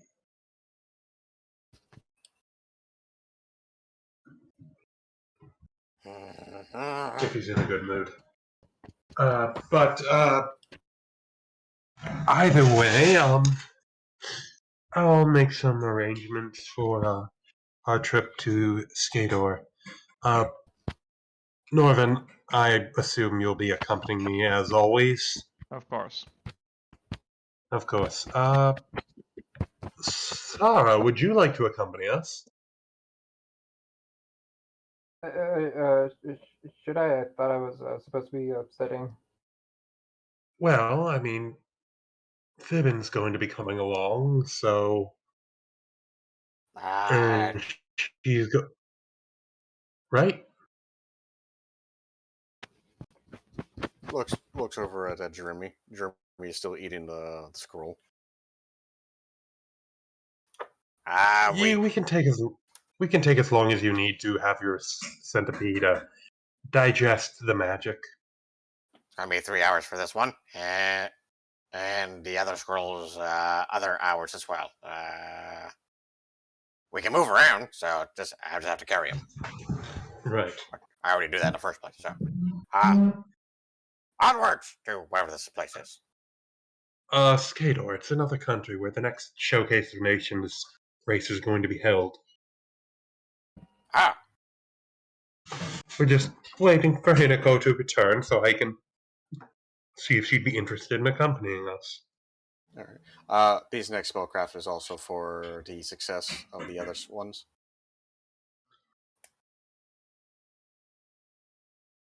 You know, you can just take 10 and you don't have to actually roll every time. I actually do have to roll for these ones. Oh, you really do? Yeah. You're not allowed to take 10? I don't see anything that says that. So if it doesn't say you can't take 10, then you can take 10. Taking 10 just means instead of rolling, you treat the result as if you had rolled a 10. Oh, and then I add on top of that my spellcraft. Yeah, you add your bonuses and stuff. Okay. It's a good way. It's a very good way to just like not screw yourself up by flubbing something. If your bonus is high enough. Yeah, adding spells to a witch's familiar. Learn from a scroll. A witch can use a scroll to teach her familiar a new spell. The process takes an hour per level of the spell to be learned, during which time the scroll is burnt and its ashes used to create a special brew or powder that's consumed by the familiar. This process destroys the scroll. At the end of this time, the witch must make a spellcraft check of DC 15 plus the spell level. If the check fails, the process went awry in some way and the spell is not learned, although the scroll is still consumed.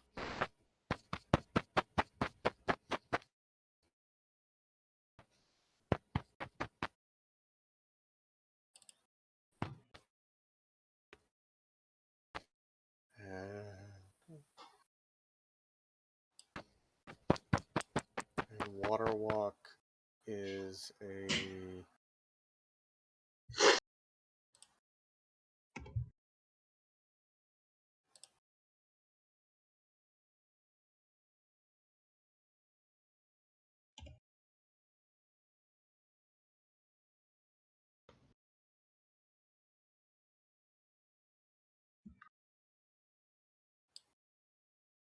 You're done. She fails in the water walk, but she does get the other two correct. All right. That's probably okay. That's probably okay then. While all this is going on, you debate on places to put everything else away. The cloak of resistance, your shiny new hat, the pearl of power. Does the hat deactivate from a command, or is it just automatic? Let me see. I know that the cloak would be something that she can technically replace her current clothing. Hat of human guys. That's disguise self spell. So yeah, you can choose to just wear the hat and not have it affect you. All right. I should be wearing that then. All right.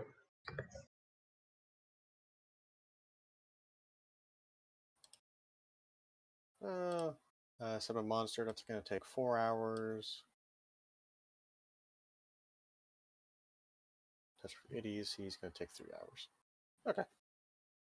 Oh, where's any level 0? Hinoko's bag. Her backpack's actually currently with Hinoko.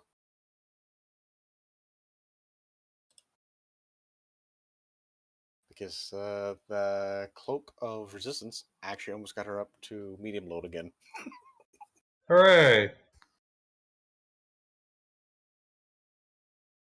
You should look at getting you some muleback cords or something. A minor bag of holding would save her life. Yeah.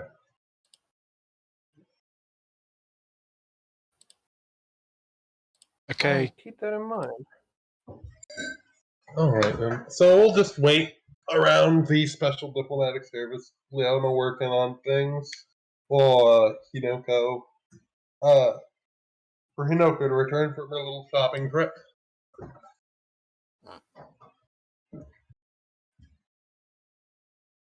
I just lost a nut. Oh no. Oh no.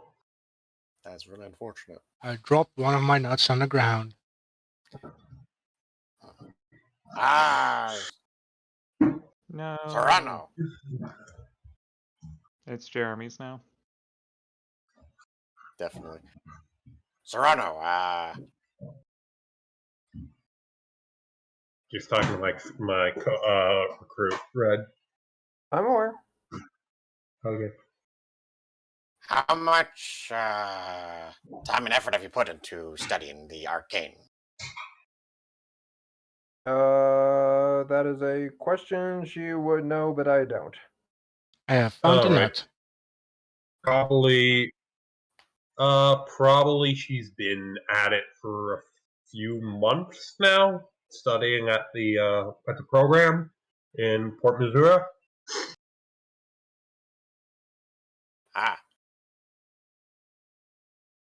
Short amount of time. It takes process, sometimes a year, to learn some things. That's only because of how complicated it can be.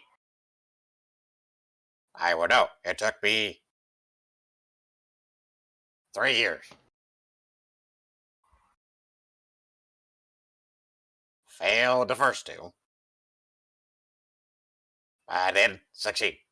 Yes. Yes. I see. You do see, you have eyes. I just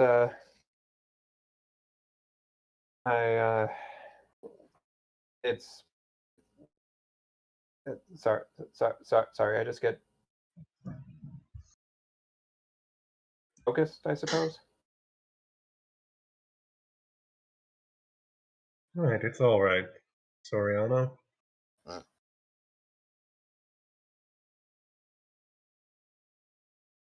It is not bad to be focused. Very helpful, actually. I can just, yeah, I get it. Thanks for the book, by the way.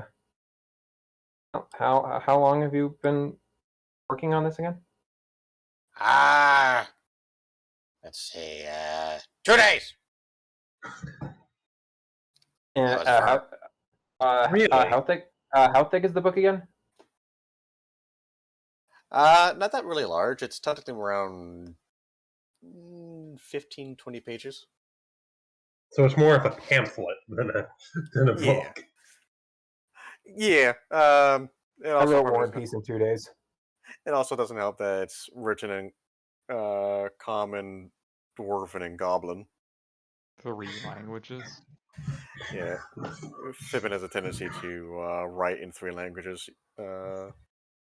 She's a little paranoid about people reading her works, usually. It's very fortunate that I made this character good at linguistics. Mm-hmm. So Also, probably doesn't help that some of the spell descriptions that Fibbin has written in probably don't make sense to a wizard's mindset, especially the Carrion Compass. Yeah, some of the Wait, no. You shouldn't be learning magic from Fibbin specifically. Pick any other party member. Fibbin is the only wizard as we believe it to be. Pick any other party member. We don't need 2 people I think I know. spiders. My magic would be more compatible.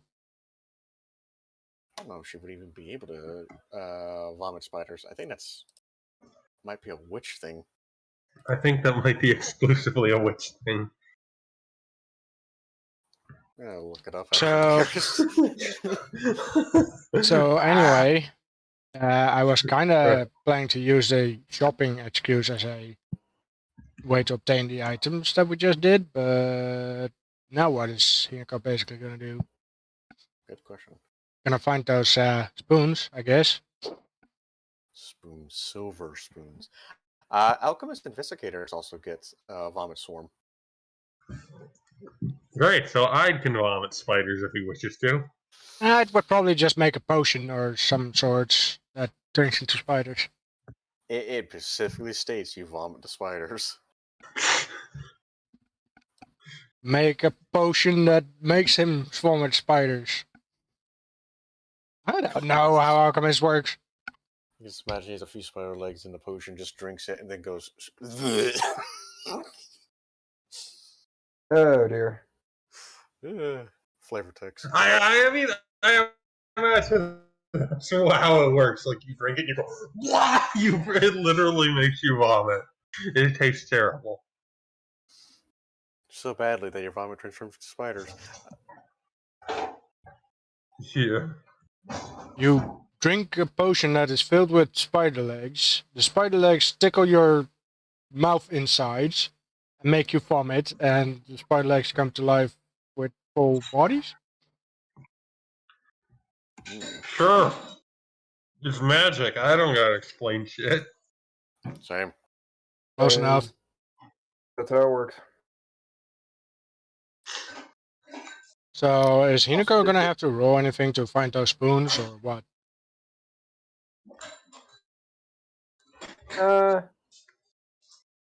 You know something? Nah, not really. It shouldn't be too hard. She knows where the major financial district of Missouri Port is at the present time, and she knows that there are going to be a lot of rich people there, and where there's a lot of rich people, there's probably a lot of fancy shops. Sounds reasonable. Hinako acquires the silver spoons. Does she do? I don't remember getting any reward money. Basically. At least I didn't write it down. Presumably, Sibin would give Hinako money for the silver spoons, and if not, Leona can just lend Sibin some gold. She is technically. I imagine Hinako saying that she came in name of Leona. Right, Leona. Which is to say, Leona will give her some money for the silver spoons. How much does Leona have to pay for the silver spoons? I get to look it up now. Pathfinder silver spoon.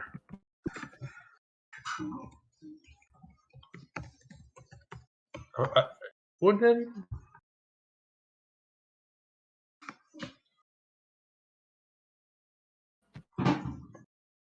I'm gonna look it up too, see if I can't find it somewhere in here. According to the Pathfinder wiki for Kingmaker, a silver spoon goes for 6 gold. That's as good a number as any. 6 gold, alright.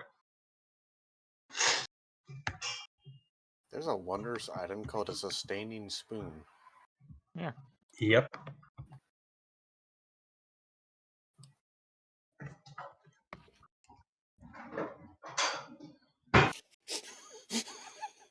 I will be back momentarily.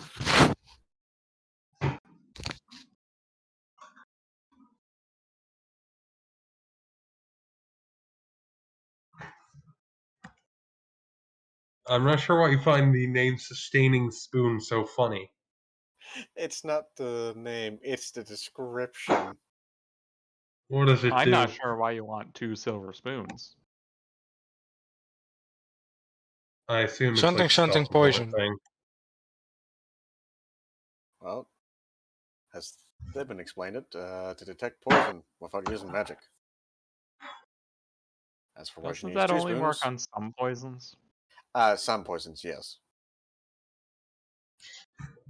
Also, the sustaining spoon, why I find this kind of humorous, is because you get free pasty gruel from it. Is it just me, or has there been like almost paranoid of getting poisoned at any given point? Perhaps. Who told you? Is this just something that happens with rat folk? There's people constantly poisoning each other for reasons. Toxins and poisons is a part of their life, and Oh, right. testing out to see whether how effective it on your fellow companion from time to time is a thing they would do. Particularly the paralysis poison, since those ones are usually non-lethal. Oh, what fun! Usually. Usually.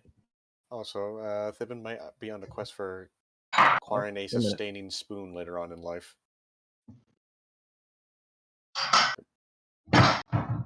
Tastes like warm, wet cardboard.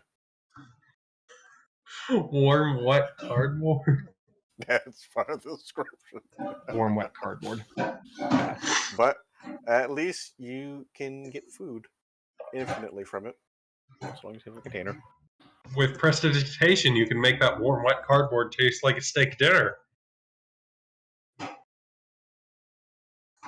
True, but Feed up to 4 humans. Specifically humans.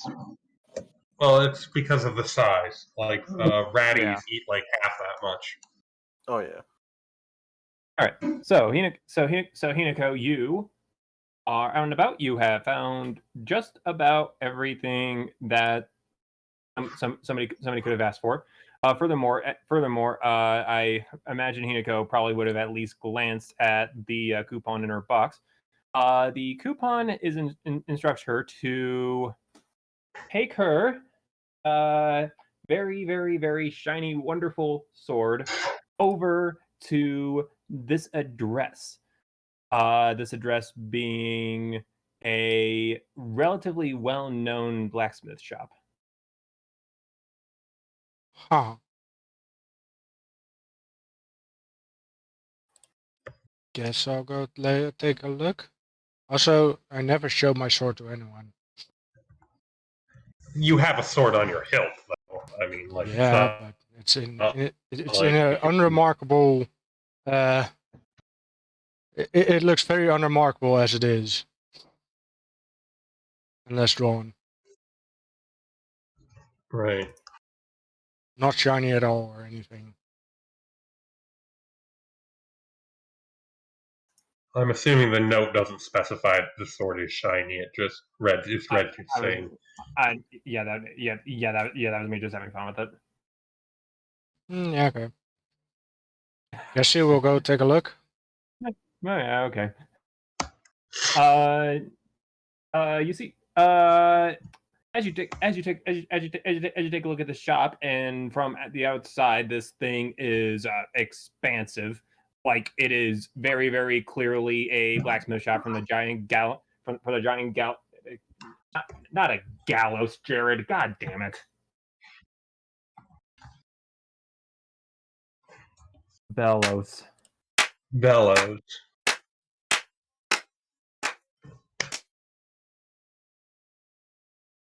I think I might gonna It's have to alright, play right? that It every happens. time. Say, It's all right, Red. It happens to the best of us. We all confuse our gallows with our bellows sometimes. Basically the same thing. It is not. It is not a gallows. It is in fact a bellows. You can also hear a few words of machinery and a clank here and there as well.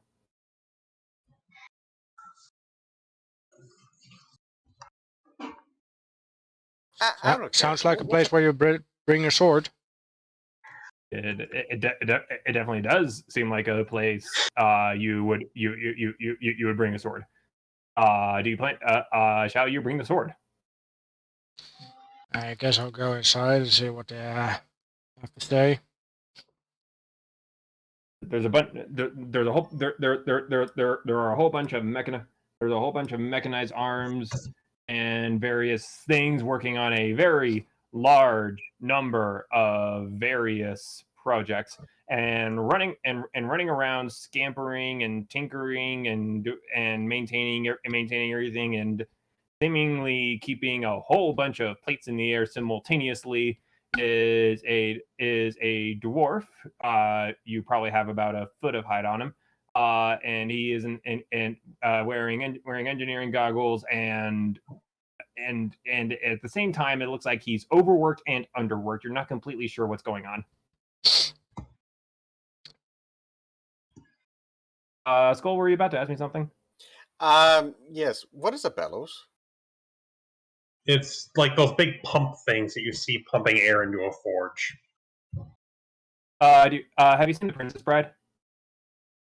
No, actually. Oh, hang on. How dare you? I think I know what you're talking about. It's a thing That's that basically bellows. I put in Discord. I know rats of unusual size. Rodents of unusual size. The bellows thing. I think I know what it looks like. I just never heard it being called that because I'd never actually heard anyone call it a thing. It's full of bellows. The bellows was the thing that Miracle Max stuck into Wesley's mouth during the Mostly Dead scene.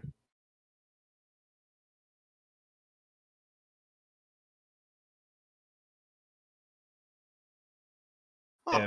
If in the unlikely event you're familiar with that, but either way. Oh, they come in different sizes. Anyway.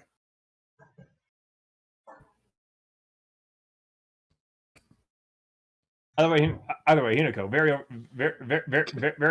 very busy dwarf.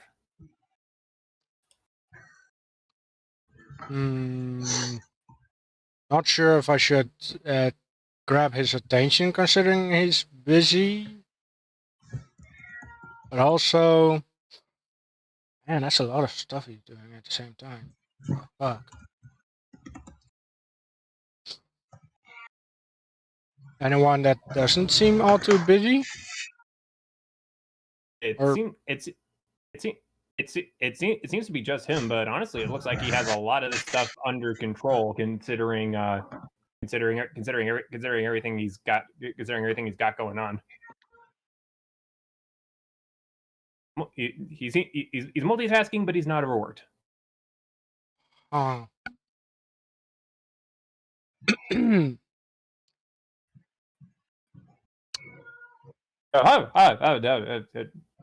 Oh, you scared? Oh, you scared me, Miss Foxy.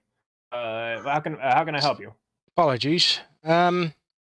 I received this coupon. Do you have any knowledge about it? Let me see. I'll hand him the coupon. Aye. Oh, this is. Oh, yes. I had somebody write this down as an IOU for a very special kitsune. I don't suppose your name is Hinako by chance. As that is in fact my name. Pleasure to meet you then. Travis McCallahan, and professional engineer and blacksmith. Please come. I'm under the impression you're a bit of a warrior. I guess you could say that, yes. Well, you could say a lot. You could say a lot of things around here. Either way, yesterday I had somebody come in and say that they wanted to tune up a weapon of some description, and the weapon to be tuned up would be at the discretion of the lucky person who turned in this slip of paper to me. So, what can I do for you? It's quite interesting because I don't carry too many weapons. I have these gold iron chakrams, but not sure what you could do with that.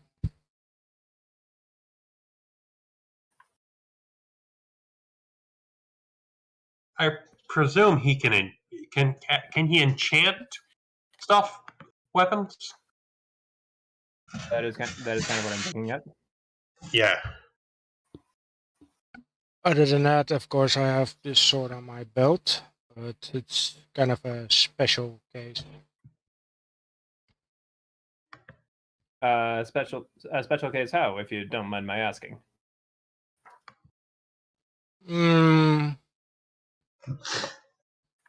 Can't really tell. More because it's not a secret so serious that I just don't exactly know myself.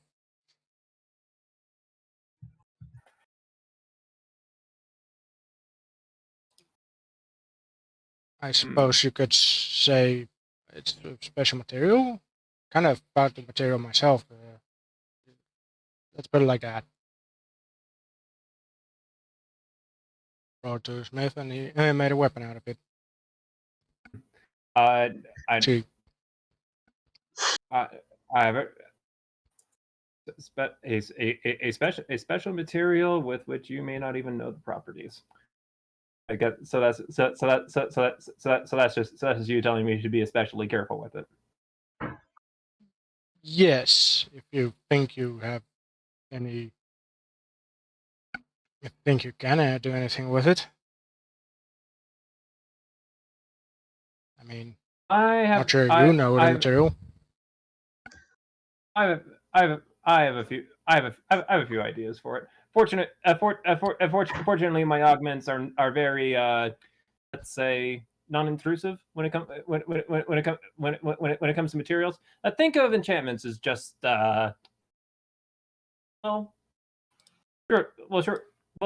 surely when you're not using a sword, you have a little holster or scabbard you slip it into, yeah? Of course, as you can see. Enchantments are just like that. All you're really doing in principle is you're just applying a layer onto the blade or the axe or whatever or whatever have you. Right. I do understand magic, so I can understand that. I know a bit about it, and I assure you, it will not be any worse for the wear once I'm done. You might actually enjoy it a bit more.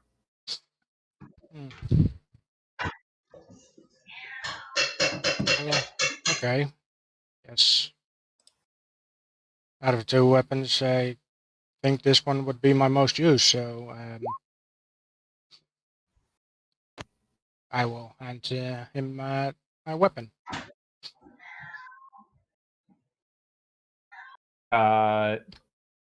Travis looks it over. His and he nods and mumbles a bit to himself. Careful, it's hot.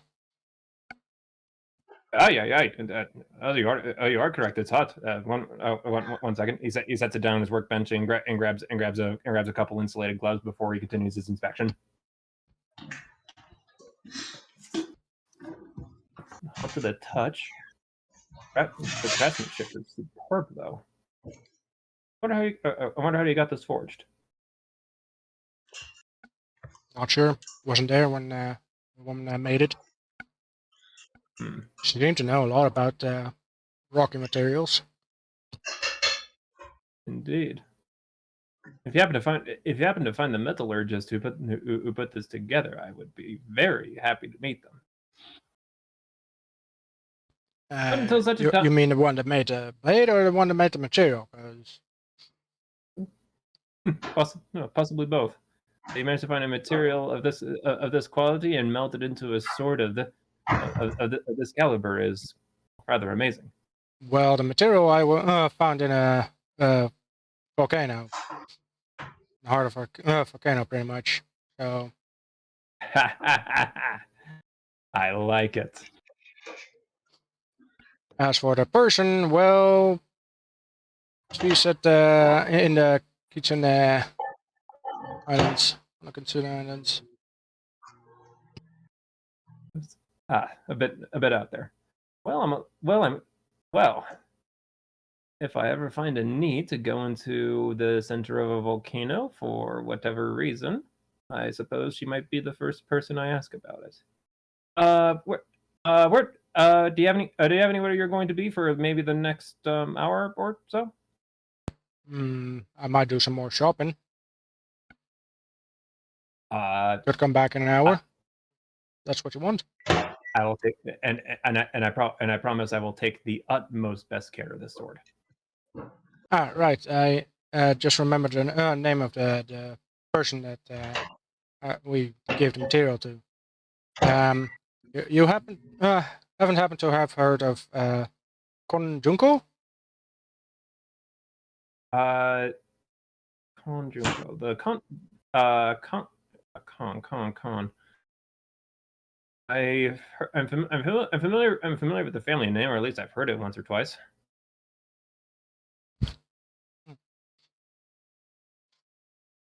Oh, she's I believe she was she called herself a geologist, basically.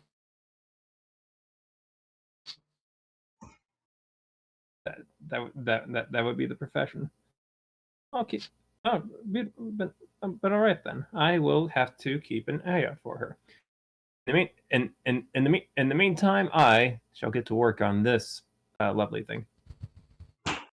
Right. I'll be back in an hour then. Absolutely. Fare thee well, Miss Hinako. I promise you won't be disappointed. Very well. Hinako leaves the guy to his duties and wonders what to do for an hour. Guess I'll go look for, I don't know, a wine to give to Leona. I love the joke is that Leona likes her booze. I already got the spoons for the women, so I haven't really interacted anything with Norvin, so Leona's the only other person I have something to get for. There is a winery a couple blocks down the road, and you are not completely sure what Leona's taste in wine is, but you can try. I might as well inquire if they know Leona. There's a decent chance they might. I'm not going to name her full name. I'm just going to say, the Leona princess, yada yada. The sommelier immediately knows who you're talking about, and he looks around and he picks out and he selects a bottle of wine, and you can tell almost immediately that it's like borderline non-alcoholic. You're kidding me, right? Leona like her wine strong. Exactly. I mean, this doesn't smell as strong as what I believe she had like a couple of days ago. Are you sure this is something she would like? Trust me. It's for her own good. Have you? Yeah, well, okay. I get your point. It would be better for her. Yes. Trust me. Oh, all right. But alcoholism. This is but none of this is my fault. I am absolving myself of all responsibility. How about both options? What do you say to that? I wouldn't be opposed. It's good business as much as anything else. But please keep an eye on her. Get both, and like she avoids the name. I suppose. I suppose that might be what I'm hired for. If she avoids the name thing, she gets like a shot glass full of the actually alcoholic one. Reward her for not blabbering her name. I love it.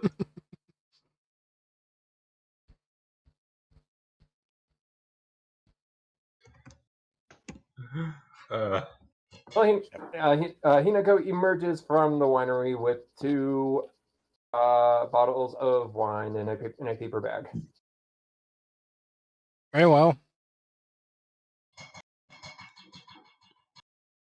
If this is your suggestion, I don't know her too well personally. There's a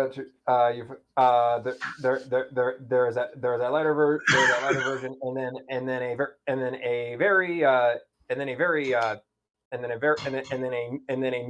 a normal to strong potency wine that you can understand is her favorite. It has a whole bunch of Spanish words on the label. Hinako might get drunk from the fumes themselves. Is she a lightweight? She is hardly 17. Oh yeah, good point. Hinako should probably leave. Hinako should probably leave before the sommelier realizes he forgot to cart her. I mean, I'm pretty sure they didn't have. I'm pretty sure they didn't have a minimum drinking age back then. Not really. That's also partly because water. Something. Alcohol was too filthy. Alcohol was it was better to drink alcohol than water. Alcohol was for like water purification or something. Yeah. As much as it was getting, drunk. Then the other part is also that the more modernized that some other places came, they didn't really understand the process of making sure their water was clean. So alcohol was actually safer. Mm-hmm. So yeah, Hinako will stuff them in a bag, in her bag, for later purposes. She's gonna keep him hidden from Leona for a while. Probably smart.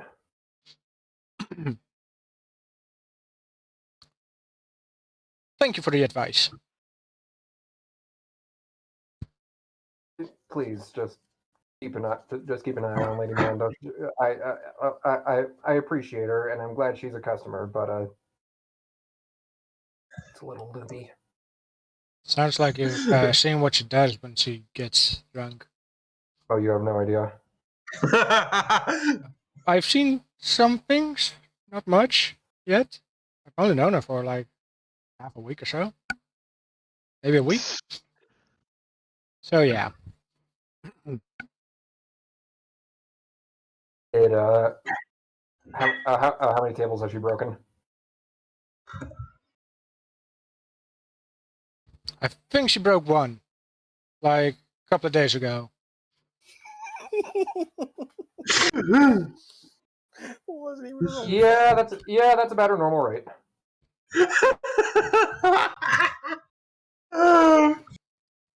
Okay, I'll keep that in mind. Next time I shall move the table away from her, maybe. If I can, of course. Here, I hear you might like this. Here, compliments of the house. The sommelier reaches down under the table and hands Hinako a small scroll. Thank you. It's a scroll of invisible chair. Thank you. A scroll of an invisible chair. Just in case she needs it. Good on you. Wonder if I could permanently learn that. Might come in useful. Invisible chair. I'll have to study up on that. Give it to the new wizard.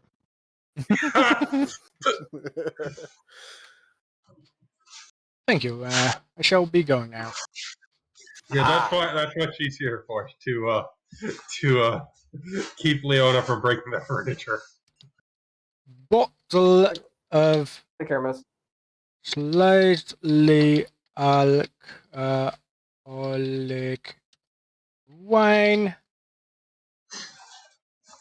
and bottle of very alcoholic wine. I probably butchered the spelling of that. As long as you know what it is. Yeah. What's the weight of them? What'd you say?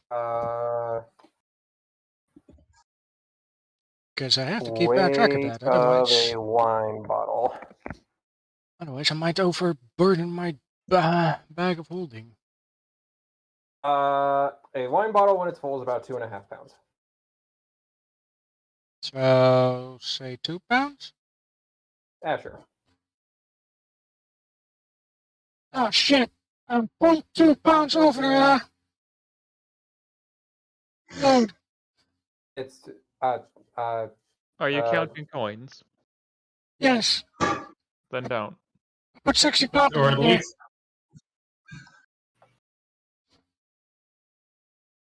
That's a whole 1.2 pounds. Damn. That's Westby, I appreciate you and everything, bruv. But this is like all in the name of RP and fun stuff. I'm not going to completely decimate you for overburdening your bag of holding by 2 pounds. As for what bag of holding proceeds to explode into a new portal into another dimension. you are sucked in. You have entered the wine dimension. Oh, The wine. why did you put it on that? Let's go in a wine dimension.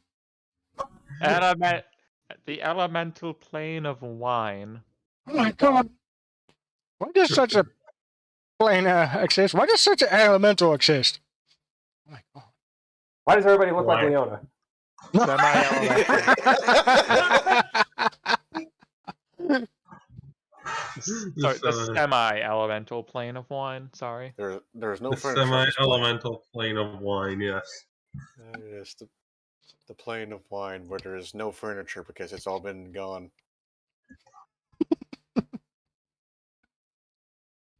Anyhow, I got 2 bottles of wine now. Congratulations. And hoping that took about an hour, I shall return to the smithy. Guy. Leona's actual goal: learn plane shift to go to the plane of wine. I had the option to learn. There is a spell, Water to Wine. It's on the cleric list. I could have picked that one up. Well, is it level 1 or 2? Level 2, I believe. Less feasible to buy a wand of it then. Yes. I wonder if I can make that. Water to Wine. I think the spell is Tears to Wine. Yeah, that's a good one. Because as we all know, the cure to sadness is getting drunk. It's a level 2 witch spell. Oh, it's a level 2 cleric spell, actually. That might have been the one I was thinking of. Wine, my love. Yeah, so you actually could cast it, Pippin. This spell turns non-magic liquids into mead or wine of average quality. Creatures that drink the mead or wine created by this spell become sharp-witted and clear-minded, gaining +2 enhancement bonus on all intelligence and wisdom-based checks. So the opposite of actual wine. Yeah. Huh. It's called Well, I Tears to assume. Wine? Yeah, Tears to Wine. I assume if you get drunk off the stuff, then the penalties for being drunk offset the bonus from the magic. Oh! I can also do this to you as punishment. Transmute wine to blood. Oh, God. Why? You transform 1 bottle of fine wine into 1 pint of animal blood, sufficient for a creature with the blood drain ability to feed upon as if it came from a medium animal. So vampires. It's for vampires. Specifically fine wine, though. Yes. If you get, like, terrible wine, it doesn't work. It's gotta be fine. Red Mantis Assassin? Yeah. It's a prestige class. Okay.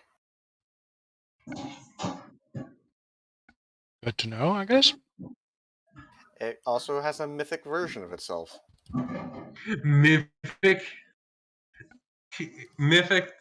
wine to blood. Jeez. Well, okay. For all the mythic vampires out there, or What regular does mythic wine to blood do? That's the same thing. Oh no! Wait, hang on. Never mind. I read that very incorrectly. It does. There is no mythic version. Okay. Good. Like, what does it do? Like, is it an area of effect thing? It's just wine. All the Cast wine in the it, area just and it's transforms into blood. Fireball-sized area. Oh man. So anyhow, back to the smithy, or whatever. The reverse blood to wine is actually a save or die effect.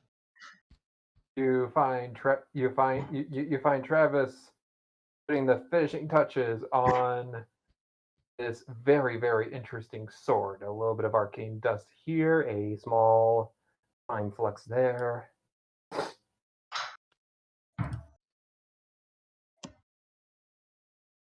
I hears the little belding as he comes into his shop, which is remarkable considering how much background noise there is. But he goes, "Ah, is that Miss Hinako again?" Yes, I'm back. Give me 5 seconds, and you might want to look away for a moment.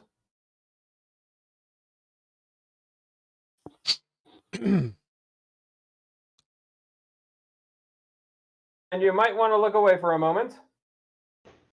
Oh, I look away. Flash. dwarf raises his goggles and grins at his work. Ah, he looks fantastic. Yep, that seemed about magical. A marvelous one might say. Now, I believe that this I mostly meant the flesh, but oh yes. Well, excuse me. flesh and magic. Either way, Miss Hinako, I believe that this should be to your liking. Care to pick it up? Give it a few swings. Sure. I might inspect it first as I pick it up. Fine. The blade feels a tiny bit lighter in your hands, and you find that if you give it a few more swings, not only are you able to swing it with more force, but the blade feels more precise, accurate. Feels quite nice. I'm glad you enjoyed it. Courtesy of the stewards, as I understand it. I do believe, yes. Seems to be the case. Well then, I'm glad I had the opportunity to work on such a sword. I don't believe these sorts of chances come around all that frequently. How do you like? I do like this sword, yes. And I think I would agree on the opportunity thing. I don't think this kind of material is all that oftenly found, considering part of volcano and all that. I take care of my customers. 100% guaranteed satisfaction and all that.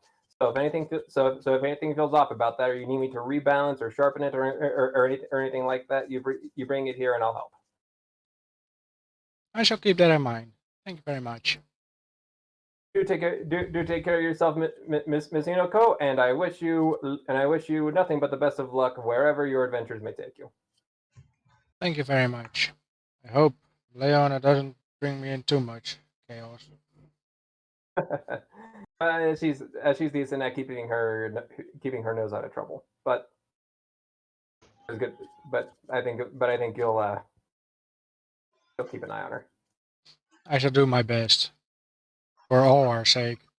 Hinako, congratulations! Your Gladius has evolved into a +1 Gladius. Yay! Yay! Hooray! Magic weapon. Magic. So what did Norvin actually get? I don't think it was ever mentioned. Dex spell. It was. Dex spell? Oh yeah, Dex spell.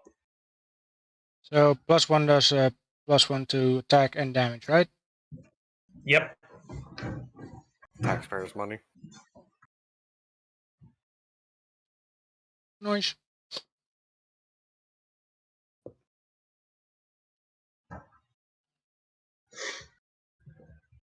And if that is all of your errands taken care of, Ms. Hinako, I believe there's a plot development waiting for you back at the SDS camp. Yep. What camp? SDS, Special Diplomatic Service. I didn't think it was a camp. Anyway.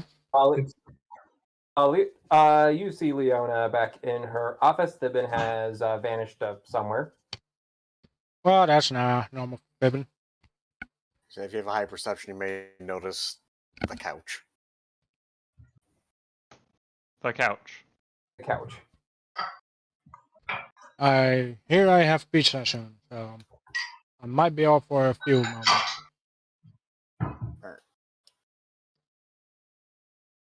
But no real reason to end the session just yet.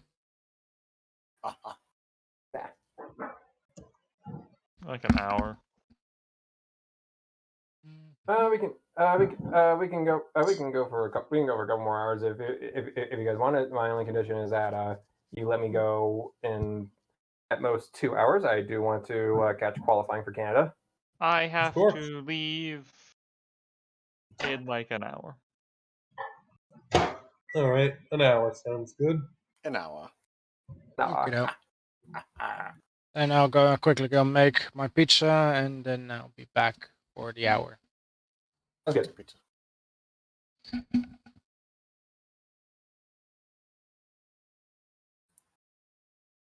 Do proceed with So, so I assume the others probably to see Thibin just climbing into the couch. Can we cast Right. Moonlight? Zibin, why are you climbing into the couch? It is comfortable. I gather that, but I don't imagine it would be very comfortable if someone was to sit on it while you're inside. I agree with this statement.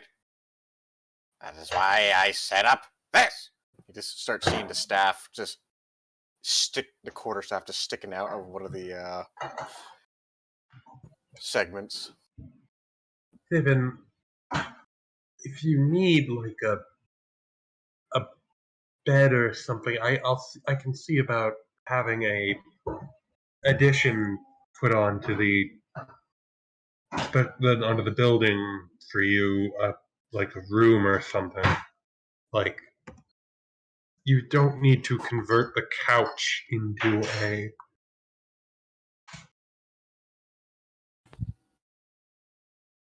A room? Yes, you don't need to convert the couch into a room. There's plenty of space. Are you sure? Yeah, I'm quite positive. Okay. One moment. You see Thibin just climbing back out of the couch again, now with the new clothing. Ta-da!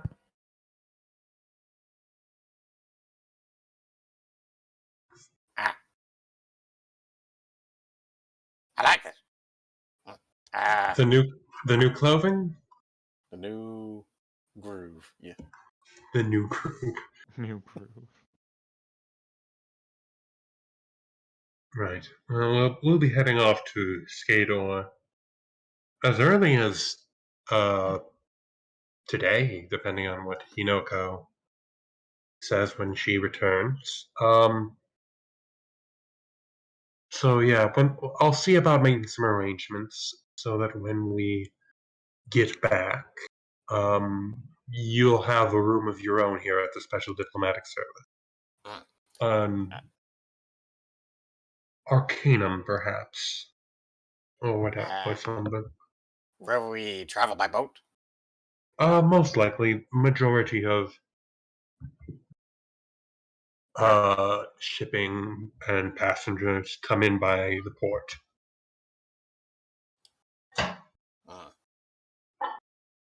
Another boat. All right. Yes, yes. Are you not fond of boats? All right.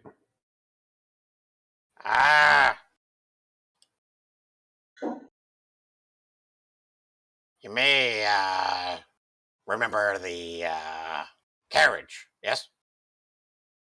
Yes. I got here via boat. I see. Right. Well,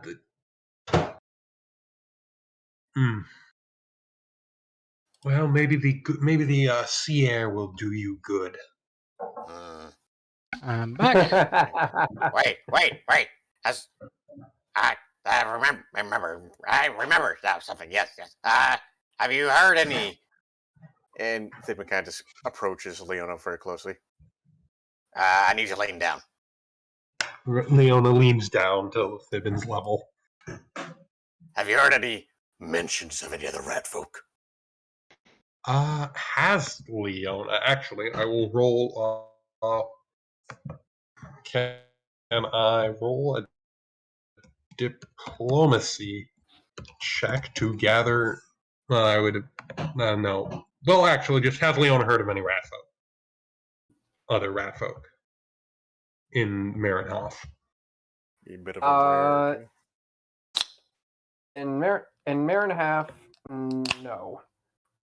How? What about Go.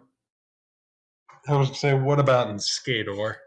Skador, yes, yes, because Skador is very much a dwarven nation, and with all the trappings associated with it, sort of like Iron Forge from Warcraft. So if you are a ratty who happens to like living underground in small claustrophobic areas where you can be safe and cozy in your little hidey hole, then yes, Skador is probably a place to be. I thought the dwarves and the rat folk had like a war or something. It's a Cold War. Oh, okay. Doesn't mean they haven't gone full blown a few times, but that's more of not exactly spoken about. Okay, so it's like a Cold War and a secret war. Well, Skador is a dwarven nation, in large part. So there might be some rat folk. I understand, like, you both like the whole underground situation, correct? Yes, yes.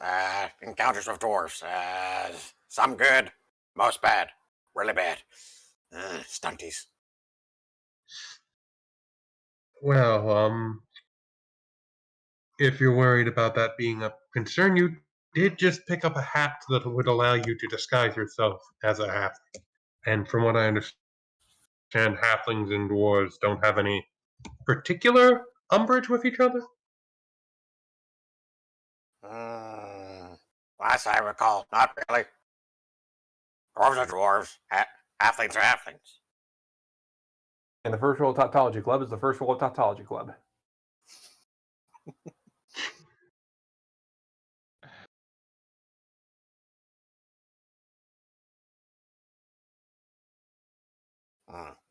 Okay, I will go. All right. Be glad to have you along, Fibbin, I think. Well, oh, wait, I left. I is already in Skador, or at least on the way to Skador.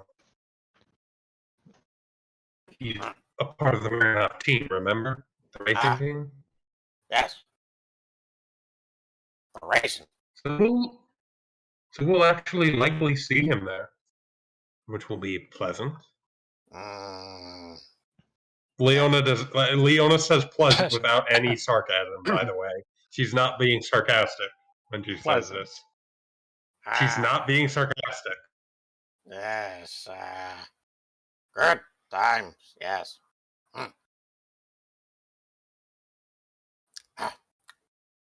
Yes. So, how do you like this new appearance? I admit your clothes are they're definitely not the rags that you arrived here in Marinhalf with. They're actually rather nice looking on you. Don't worry, I'll make sure they look very natural. They look like a completely different rat.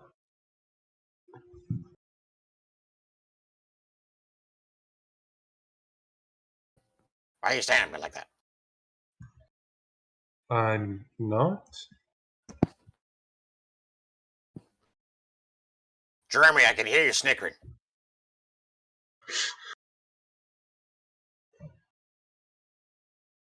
I'll finish your And is Hinako back?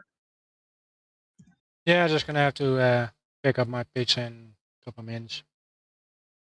Other than that,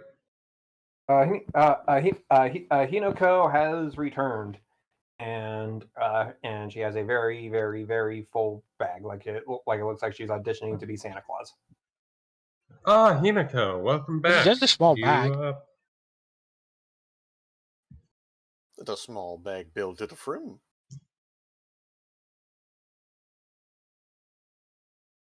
You getting your shopping done? Yep, just about. Here should be the 2 spoons that Fabian asked for. Yes. Thank you. Jeremy, your favorite food? Scrolls. Silver. Oh, hooray! And I'm gonna keep this other spoon for myself. I was unaware that centipedes could eat silver. Here, okay. Most of them don't. Coins. Right then, Hinako, Jensen has prepared a trip to Skador. I'm going to be heading there, as is Fibbin. You don't have to. You can remain here at the service if you would prefer, but I'd love to have you along. Well, am kind of in your employment, am I not? I believe. Yes, I believe that's the formal arrangement. Yeah, no, you don't. I'm offering you to come along, as in, you don't have to. Is what I'm saying. If you would rather remain here. I mean, is there work to be done over here? Not especially much more than just the standard busy work and paperwork. So, I'll take that as a yes then. I am looking for work for the most part, so one way or another. All right. All right then. Jensen. Or rather, I'm looking to. Madam. Uh, Miss Hinako has agreed to accompany us, so I see no reason to dally any more than we must. I already took the liberty of packing up everyone's belongings for the trip, madam. I can escort you to the docks whenever you're ready. Just so you know, Excellent, I thank have you. my belongings right with me. I don't leave my belongings anywhere. Exactly. It was very easy for him to pack your things because they weren't there. And never, we'll be that as it may, missing Hinako. The SDS does have a very strict rather have and not need than need and not have policy. We have a couple spare outfits, and we have a couple spare outfits that we think may fit you if you let's say are indisposed. I see. Right then. I Thank you. left my Lance. rags in the couch. Give me a moment to go get them back. We we did the same for you, Tim, and I believe we have a burlap sack you could use. That works. Other than that, I think I also got your stuff now, Fibbin, so. Yeah. Yes. Which, by the way, are All kind of right then. backing up my bag, but oh well. It still works. All Still have right the pot then. iron. Yes, the pot is here. I can use it as a cauldron. Yes, you could. Wait. Why would a wizard need a cauldron? Wizards make potions too. Potions? Who said anything about potions? I did, and isn't that what you use a cauldron for? Oh, I'm gonna make food. Oh. A cauldron? Why not just Yeah, so use a what do pot? you think a cauldron? A cauldron is like a larger pot. Yes. For Thibbin, a pot is about the size of a cauldron. Yes. I guess that makes sense, yeah. Also, I'm gonna go grab my pizza. All You right, do that. you go do that. I think we'll be heading down to the docks. My throat. Good things. Oh God. Oh my gosh. Doing the Fibbin voice is really hard on your throat, my lord. Transform into an old man now. Oh no. Back to the old days. Back in my day, we used to ride these rocks for miles.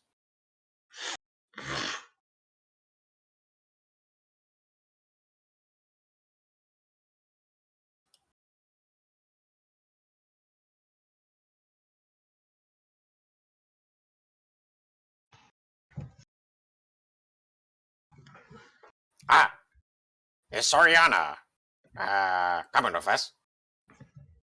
Yes, she is. Good. I can continue teaching magic. Of course.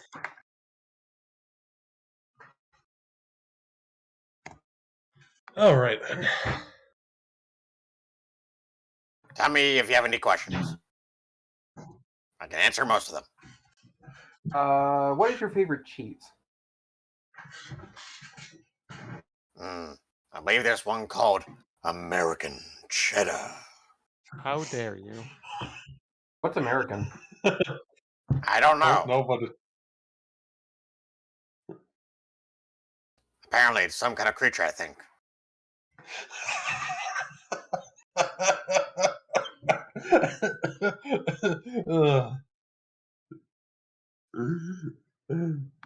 Some kind of creature, I think. It sounds scary. Terrifying, even.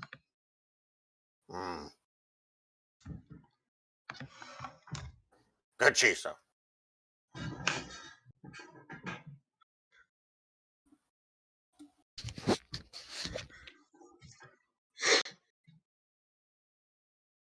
How about you? What is your favorite kind of cheese? A black widow flies out of Pippin's mouth.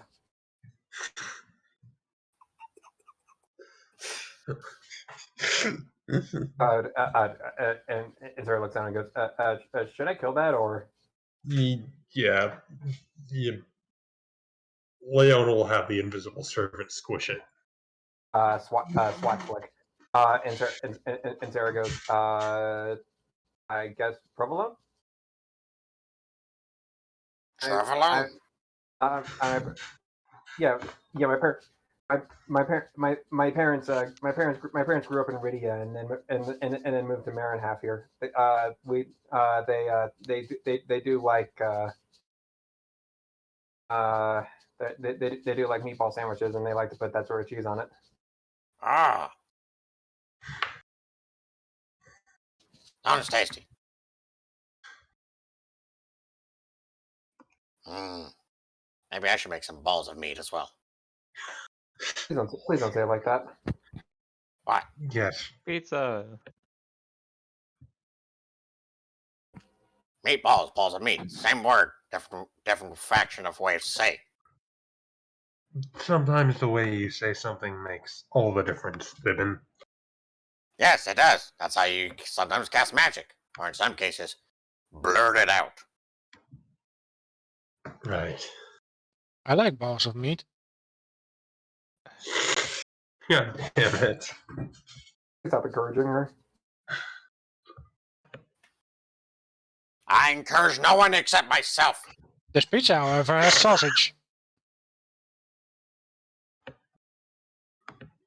Where'd you get that pizza? Alright, so we head down to the docks. Oh, just down our... the corner is a pizzeria. Oh.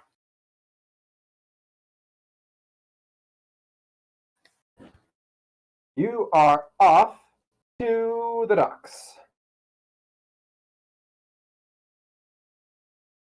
And that's, We're heading out right now. Guess I eat my pizza on the way. Unless of course you would like to have your lunch break.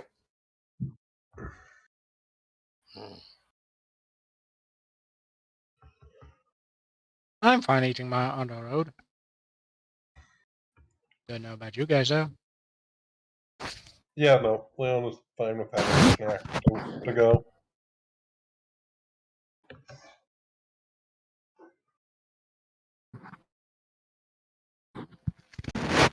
On that note, you arrive at the dock, specifically dock number 16, where you see a large amount of showcase equipment being loaded onto a barge, and the dock workers seem to be managed by one incredibly sharp-looking kitsune male with sunglasses and a button-up shirt. As he gives a few orders, to the crew as they go about moving the things. No, there's not a dock 6. There is not a dock 69. There is not a dock 69, Hinako. There's a dock 68 and a dock 70, but not a dock 69 because they knew someone was going to make that joke. Is there a dock 9 3/4? Yeah, you run straight in between dock 9 and 10 and into the water. Ah, yes, the docks. I remember these.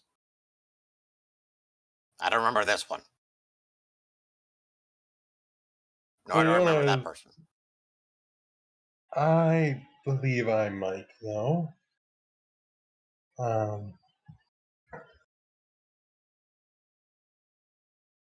Maybe.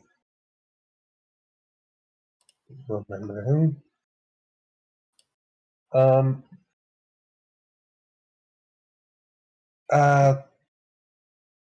Right then, let's continue on.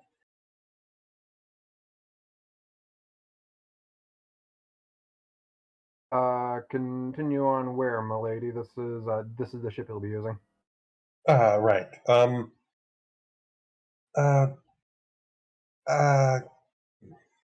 Captain, permission? Yeah, quite, Jensen. Everything is fine. Captain, permission to come aboard? If it isn't Miss Leona and Toss Miranda, we know. How are you? Yes, We know. know. That's part of the title. He walks he walks up to Leona and gives her a small smooch on the hand. How have you been? I've been well. Hold on one moment.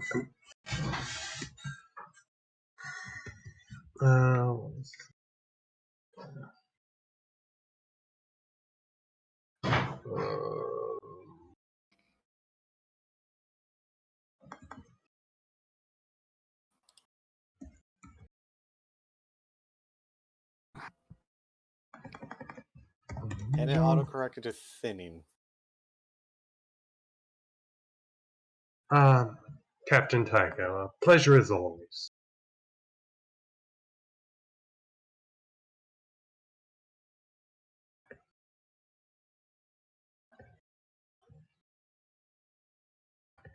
That I did remember his name right? Yes, and the Kitsune smiles back warmly at Miss Leona and looks over her entourage. I see you've made a few friends. Indeed, this is Miss Hinako. She's from, well, I think she's from the Kitsune Islands. This is Thibin. She is a wizard from parts elsewhere, and this is Miss Soriano. She is our newest recruit of the Special Diplomatic Service. And this is, of course, Jensen, my butler, manservant, and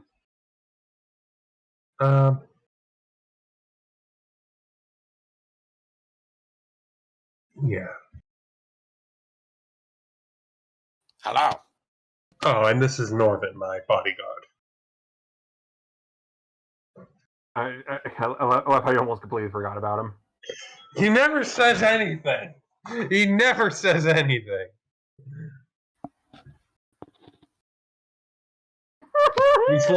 He's like slightly moving for he's like mobile furniture almost. Norvin thanks you for remembering. Blah.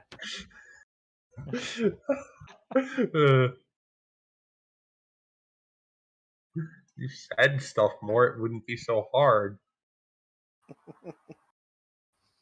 Now I want to see if I can get through a whole session saying absolutely nothing. Show up, say nothing, leave. Oh, dude! Wow! I do that all the time. It's actually really easy. Yeah. The power of charades. Power of charades. The power of charades. Gold talks so much that no one else gets to play the game. It is literally Leona. That is literally what she does. She talks. That is her 97% of what she does. Yum smells good. Yum smells good.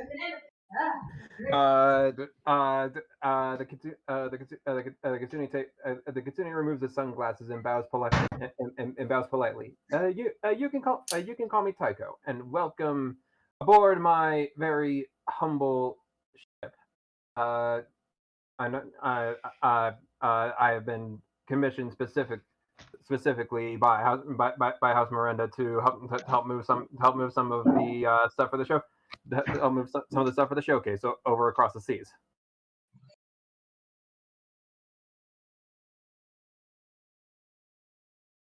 Yes, sounds about right.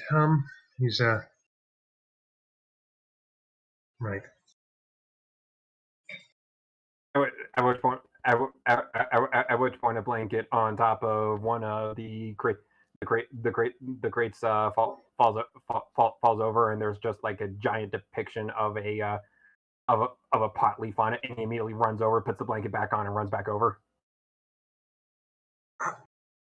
Among other things. My God, Norman said something.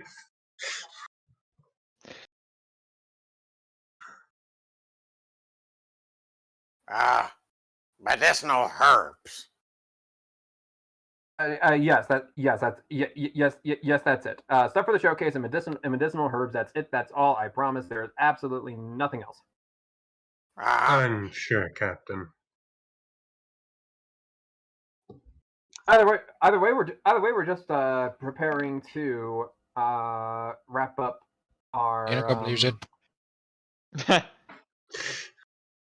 Either way, we're just getting ready to wrap up loading, and with any luck, we should be out and about before things get too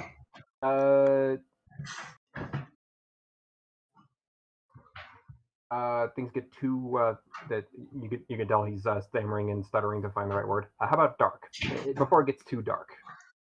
Right, of course. All right then. Do we have cabins? Do we have cabins set up for our use, Captain? Yes. Just head right down to B deck. You'll find one for each of you. All right. Excellent. And Leona will lead the way.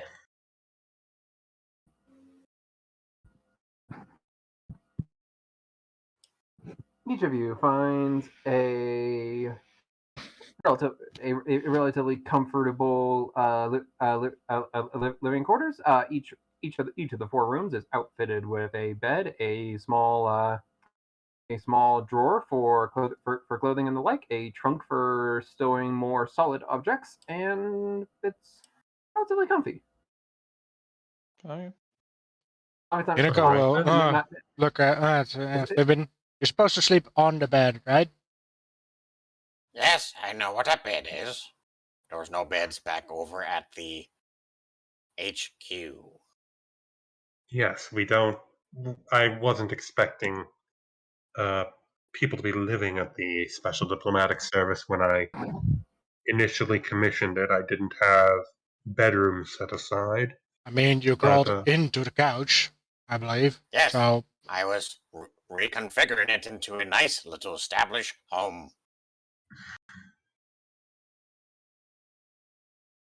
One day, I shall have a house. A mouse house.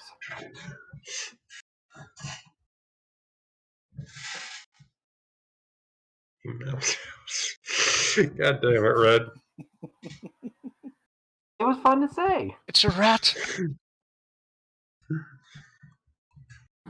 She's a rat, actually. Blah. don't mind me. I'm going to just drop a few tokens onto the map here. I also need to. Let's see here. I'm gonna sketch this.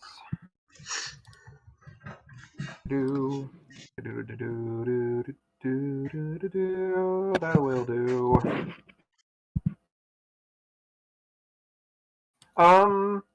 As you guys get settled in, can I have perception checks? You can No. certainly have me attempt one. Do not worry. I already know. Inako is on the case.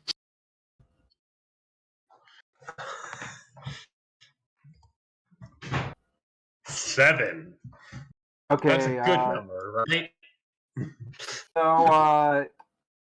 So I guess Leona is on the can or something because everybody else hears a little bit of scuffling and shouting going on from outside of the ship and on the Dr. Tycho is. Leona's busy talking. To herself. She's not a mirror. Guess I will go check it out. She's busy touching up her makeup or something. Can I use sense motive to hear what kind of scuffle it might be? Sure, why not?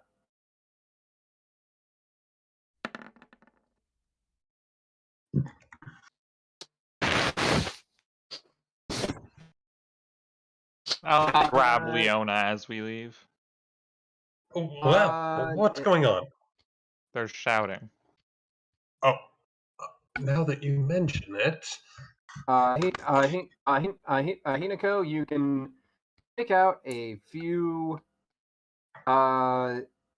You can pick out a few voices that sound like they are not the most pleased with the Kitsune captain and seem as if they are in very dire urgent need of money.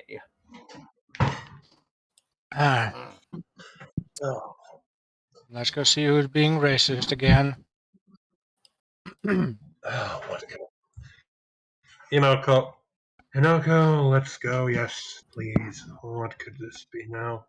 Anyway, Leona will head up to the. Who knows? I might be able to get the... some practice swing in with my new improved sword.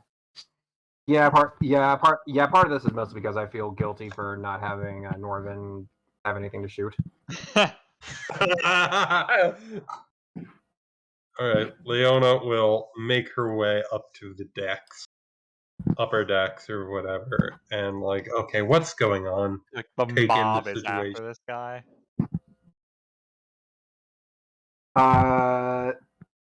Yakashaka. I don't have any art for Tycho because blonde-haired fox guys and James Bond outfits are surprisingly hard to come by. So I wonder why. Here's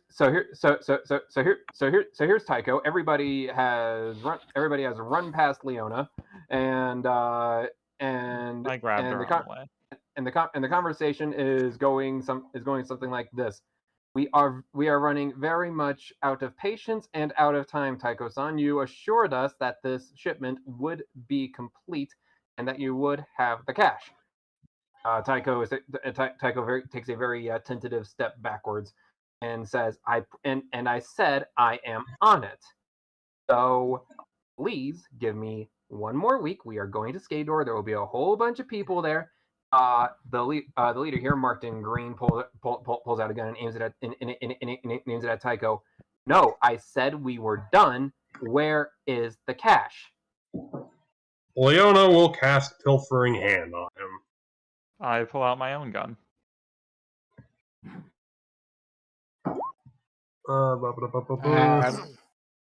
Noticing Leona's action, I guess I will agree and cast on one of the other guys. Notice Leona hasn't gone to zap people. Oh, you picked it up too! Holy shit! Hey, I need a sword sometimes. Leona and Hinako freaking like Jedi them. Hey, I could also use it on you if you allow me. It's really like Leona and Hugo both reach. So the gun goes flying out of. Hold on, I actually have to make the check. I have to make the combat check. Let me see. It's 1d20 plus my caster level 5 plus my charisma bonus 6. 1d20 plus 11 versus his combat maneuver defense. So that plus charisma?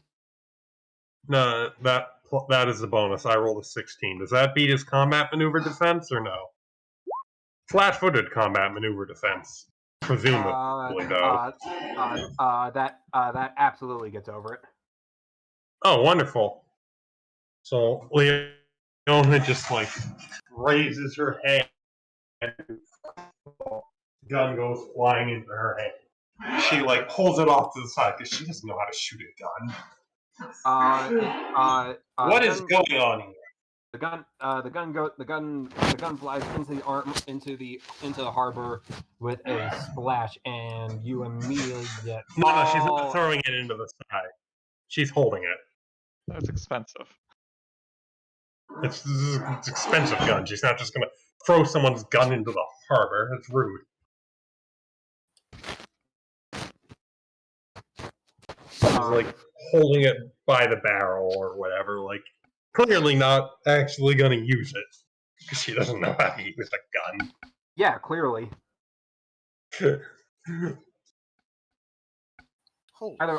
Either way, you absolutely get it. Either way, Leona absolutely gets this guy's attention. And he spins around and goes, "Who are you, and what does this matter to you?"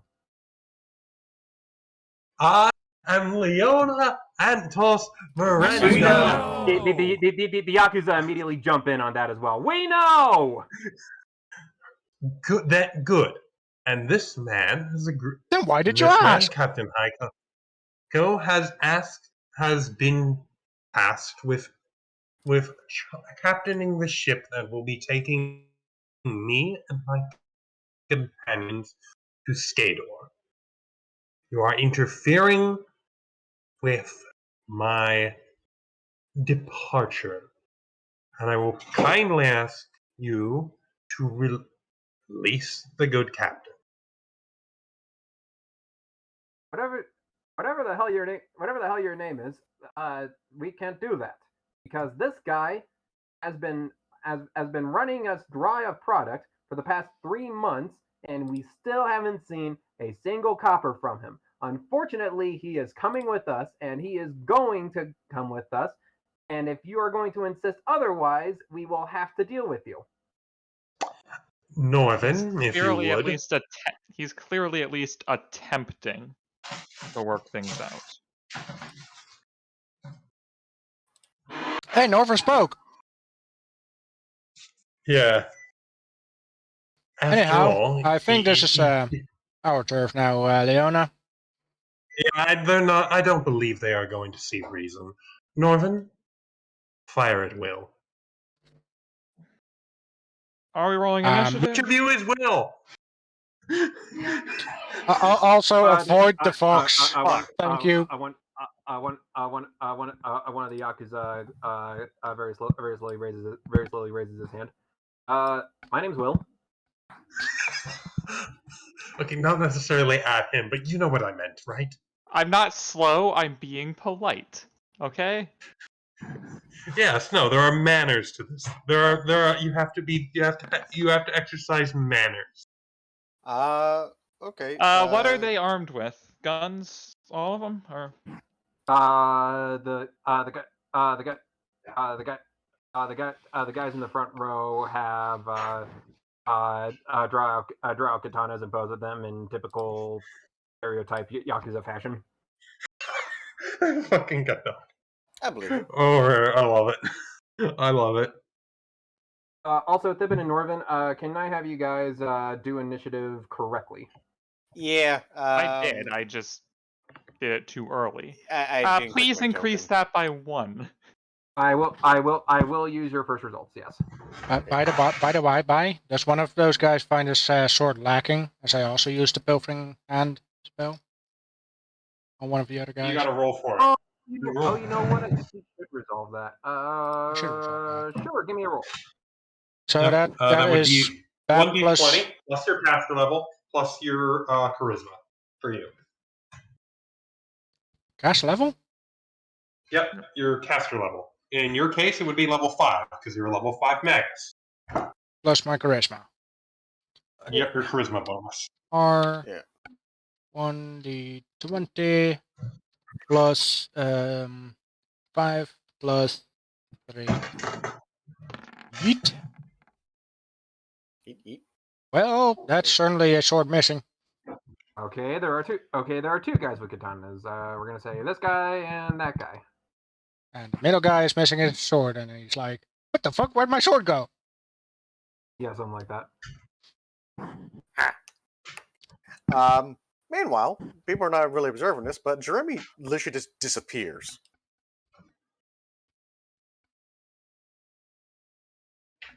And I can't roll Jeremy's initiative because I don't know how to do that for NPCs. He's your familiar. He takes his turn on Jeremy's going to take his turn with you. Okay. That's how familiars work. Which means that it'll be 20. Okay.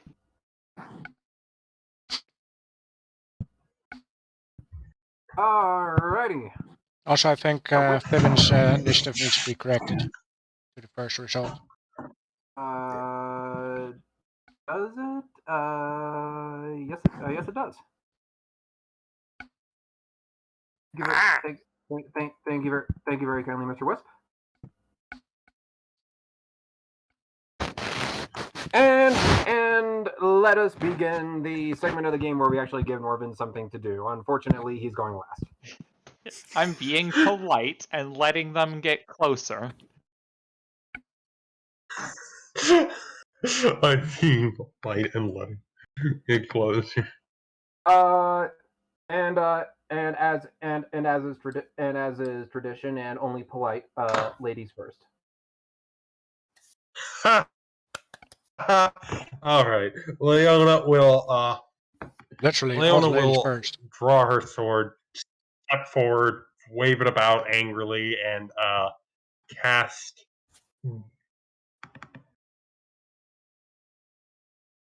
Cast a bark skin on Norvin. Okay. Norvin, you have become a tree.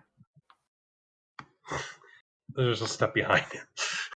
Like, you gain a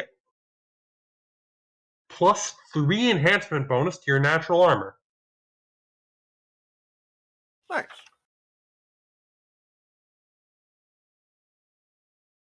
Actually, I should probably do that on Hinoko, come to think of it. Can I? Yeah, I'll give Hinoko an armor bonus. I was about to say. Yeah, because you're going to be shooting at people with guns, and guns don't care about that. Well, Hinoko's actually going to be stabbing people with swords. Alright, so Hinoko, you have a +3 natural armor bonus. I appreciate higher armor class, but I don't really need it. Alright. Hinako, you're not sure what's going on. One moment you have your gladius in your hand, the next moment you have become tree. It's not how bark skin works. Activate. It is literally just your skin gets tougher. Yeah, tree. I did not yet draw my gladius. I drew someone's katana. Oh yeah, You drew someone. You drew someone I drew else's someone katana. else's katana.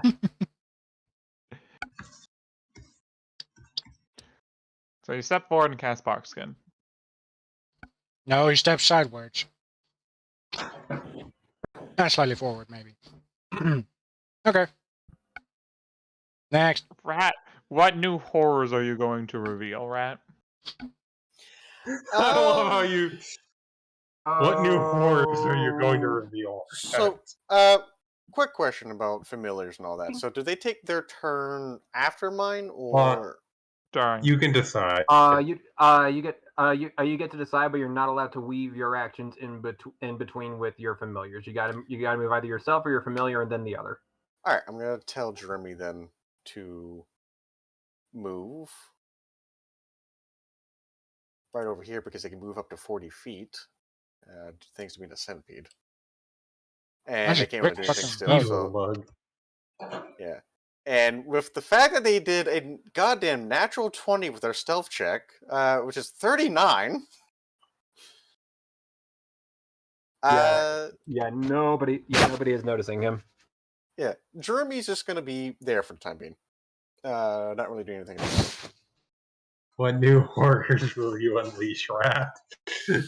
Oh, this is my favorite line of this campaign so far. And since the fact that he's still technically eating the summon monster spell and touch of idiocy, don't have those yet. So instead, I could do something.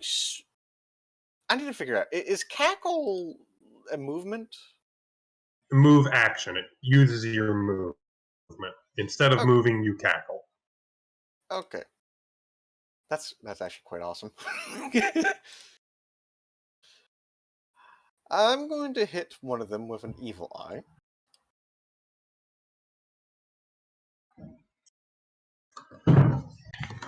Equal to 3 plus it wishes intelligence modifier. So I'm going to public roll that so that way we see what it does. And I don't see a range on that, so...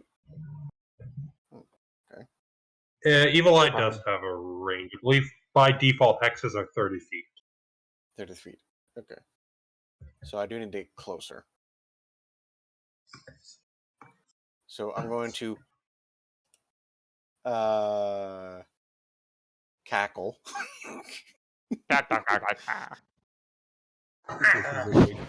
Well, does that even do anything unless they have a debuff up? No, not until they get a debuff. Right, so you move up and then you evil eye? Yeah, then I evil eye. Okay. And I'm going to evil eye this one. That one. And what's Isn't that the guy you took? No, Middle doesn't have a sword. Let me help here. That's a good one to show he's disarmed.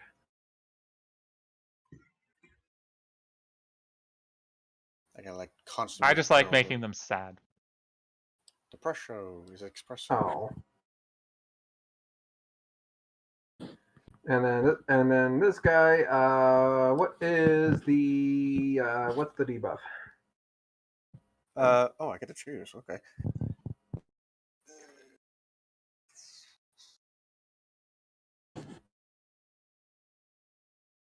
I wanted to follow in the choices. Let's go ahead and do attack rolls. Can I shoot someone other than that one first? At least I know who I'm shooting. What is a good one for attack rolls? How about he doesn't know what to do. Ah. I think it's just a natural negative to any. Yeah. Oh, okay, I see that one. -2 to hit. Okay. Did he make his will save or fail? Because that determines how long he's affected by it. That's right, and because it's versus against my. So it's 10 plus my witch's level. Divided by 2, plus your intelligence bonus. Plus my intelligence bonus. So 17. 17, you say? 17. You fixate on him with your evil eye, and you can tell that he is very, very much being scrutinized. But I sincerely apologize. I don't know how evil eye looks in flavor or behaves. Neither do I. So this is the first time for both of us. Either way, either way, you didn't make well. So he is evil-eyed for... Smash Bros. Mewtwo using disable. Yeah. So he's evil-eyed for 8 rounds. You're in 20, huh?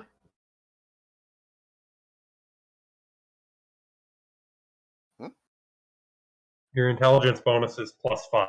Yeah. Well. I mean, Leona's charisma 22. Oh, right. Sorry. Yeah. Oh,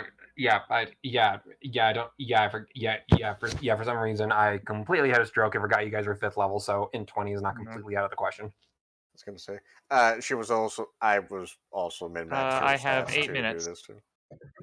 Yes, sir. Yes, sorry about that. That was a twitch. You had anything else there, Thebin? I still got more movement speed, so I can technically continue cackling. No, you can't. You use your movement action to move, and if you have movement left over, that's on you. Okay. Unfortunately, that's how it works. Like Right. a move action, you expended it. You spent your move action to get movement. Oh, okay. Yeah, move action is moving up to your speed. The one time. Hinoko's turn. I think now. Unless the rat has something else to do. Nope. That is actually it. Nope. Rat is sorted. What's the plan?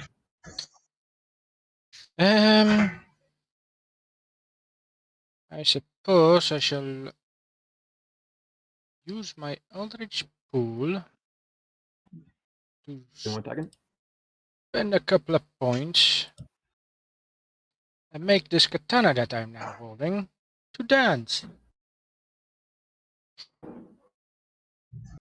What?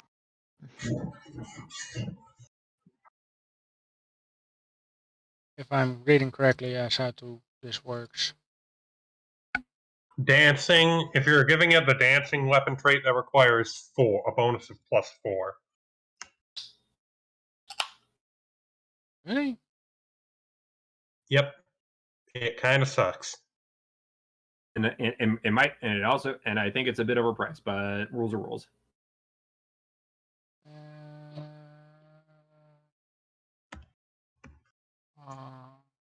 But I do, but I do appreciate the idea. So I need to have the bonus on there first before I can let it dance. Yep, and you would need to expend a bonus of up to +4. Aha. Okay then, I'm not doing that. Really? Yeah.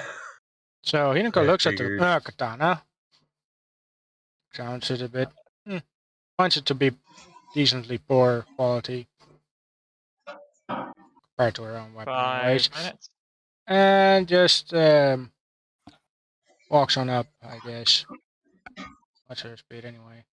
30? You can declare a charge attack to get +2 to hit with a weapon. Nah, she just confidently walks up. No charging. Okay. Menacing. Menacingly. Suppose. Have to figure out how this stuff all works.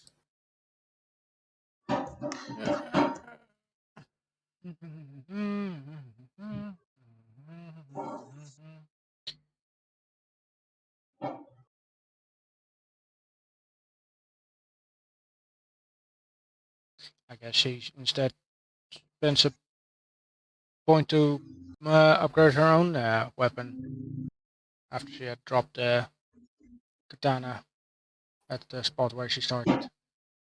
All right, so Katana dropped Gladius out. Yep. All right.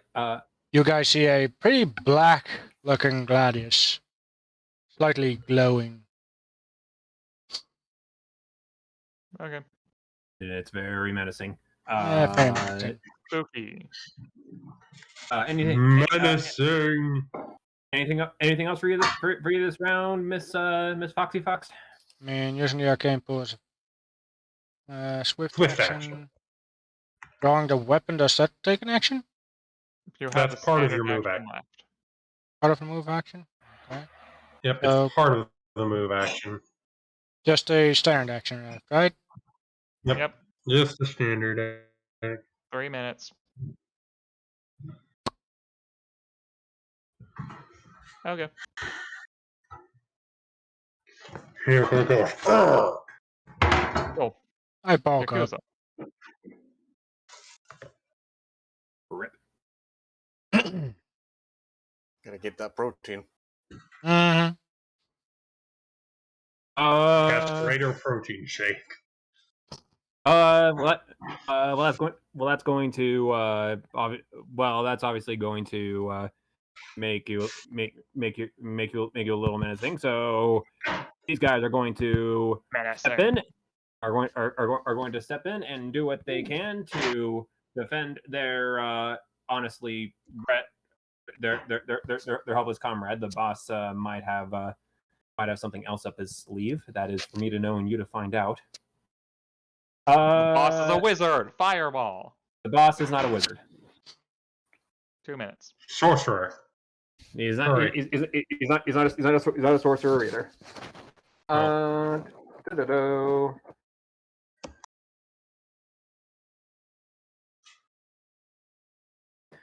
Alrighty, Miss Foxy. We are going to try and give you a bonk with the katana.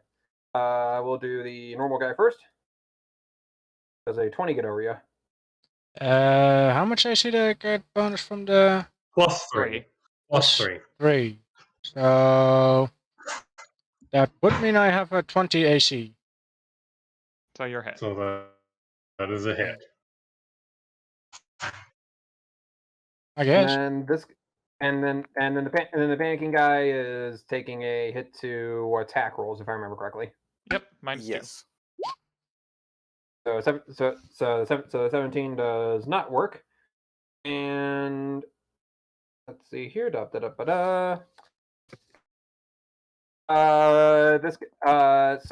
two guys run up. One of them, both of them yelling with a katana in the air. One glances off of your thickened natural armor, and one actually gets through your mithril chain shirt, and you get bonked for 9 damages.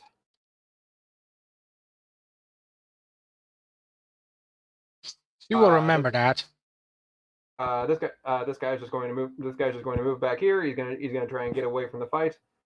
And the boss, now that his gun has been taken away, has to settle for something a little more up close and personal, and he will move up here and draw his die show. And he will pass the turn over to Norvin, who is going to speedrun because I think he's got a bolt. I 5-foot step to get into a better range information. Don't need to use a grit point. I don't think I'll smite evil or anything yet. I deadly aim, rapid shot, point blank shot. I'm attacking. Yes, I know I need to go. I'm hurrying. Oh. Okay. Cool. What's up? Attack. I have more time than I thought. I am attacking at +7 to hit touch AC for 1d8 +5. This guy first.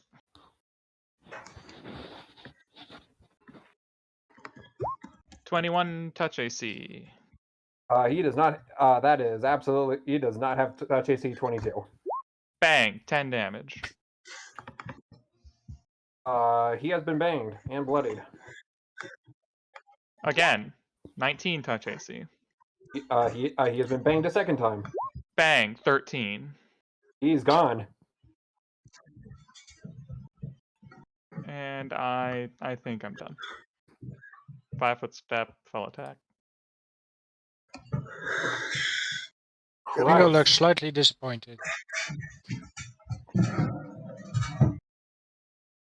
Just calmly execute this guy from 20 feet away. Wild. Pray describe for the audience where exactly you banged him. Forehead. Boom, headshot. One bullet through each of the sunglass lenses. Yeah.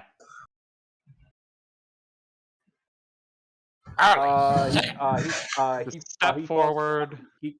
He falls to his knees and onto his face, and the katana lands into the dock and is just like sticking up and wobbling back and forth. Boing.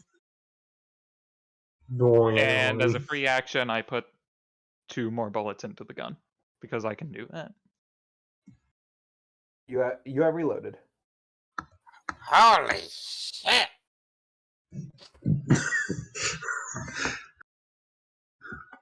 I passed my turn. All right. And this is why I felt like this encounter needs to happen. I get to do something. Leona will step up here, and she will cast. That's the big boss there. She is going to cast a spell upon him. She is going to cast a.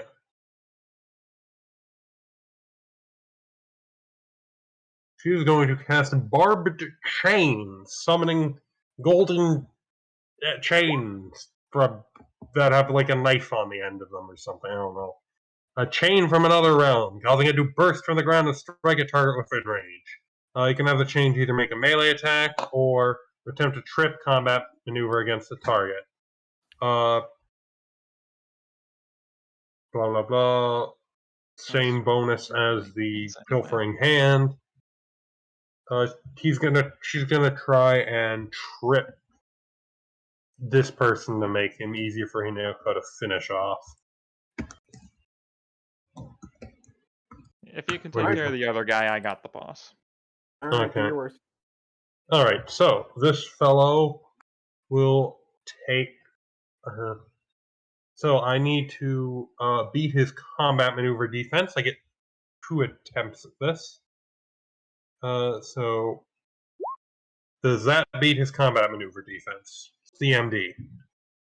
So now not only is he panicked, he's also on the floor. That guy's not having a good day. He also needs to make a will save. Oh wait. Oh Christ Almighty. What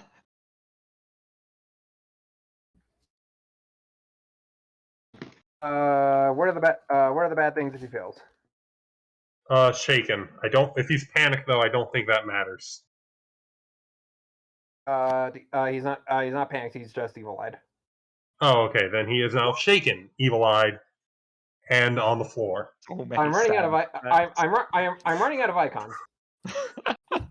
And can we just call that guy dead? And is that how this works? He also takes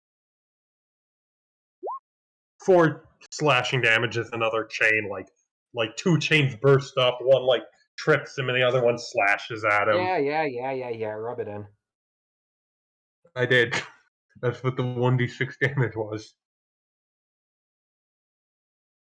If you let him stand up, he is going to run into the harbor and swim for it. That is probably the situation he will be in. He will wish to do, yeah. This is of course assuming he lives to tell the tale, and I feel like that is not going to happen very soon. That's my turn. Yeah. Hinoka's gonna cut the guy's head off. Squeaker, what's the plan? Unfortunately for you, if you do not make it out alive, I shall wear you as a suit. What? Do I get to shoot the rat at some point? Is that an option? Devin, I'm just gonna look at your alignment real fast. No reason.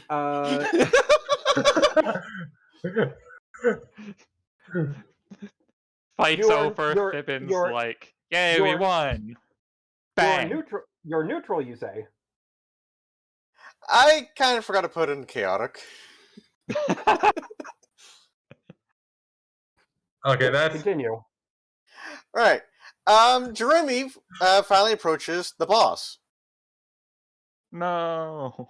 and does a touch spell. The boss starts vomiting spiders. Worse.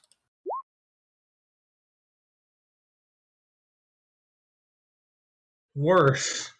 Jesus Worse than both. Trial of fire. Why and do you do acid. these things? Jeremy just approaches and just with one of its many legs just taps on the shoe of the boss.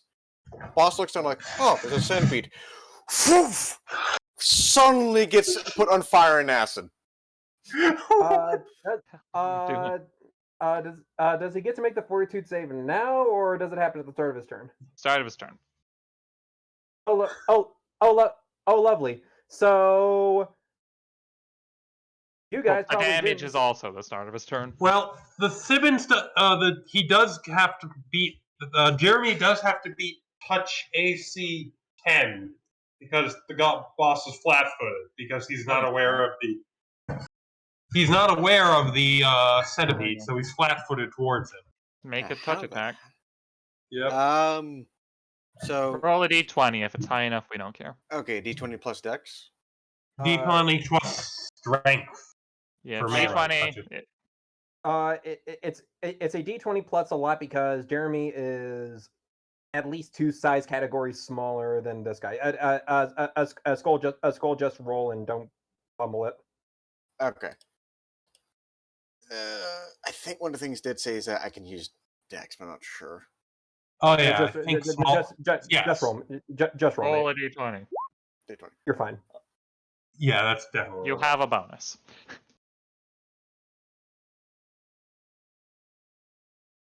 So just a little touch. So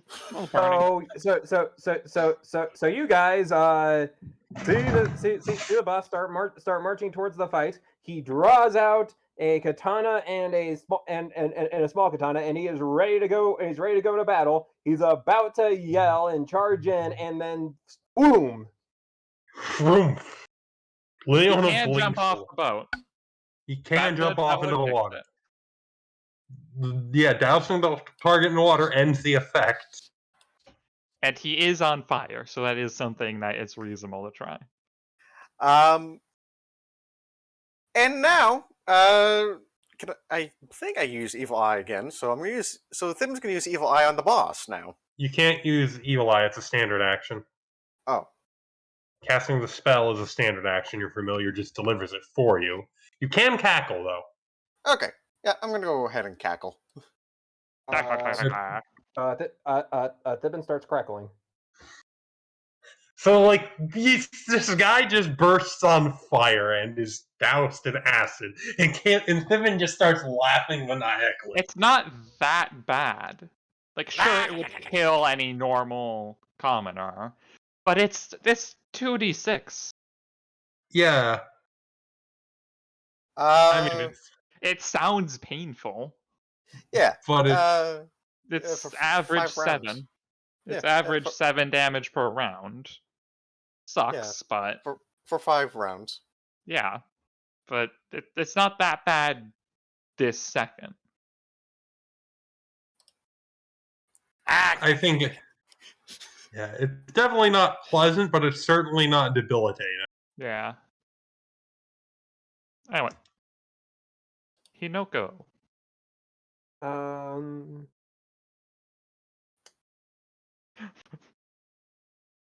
You're running me out of icons, mates.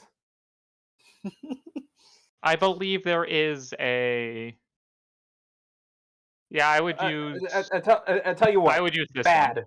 There. I would have used the skull and crossbones. Bad. These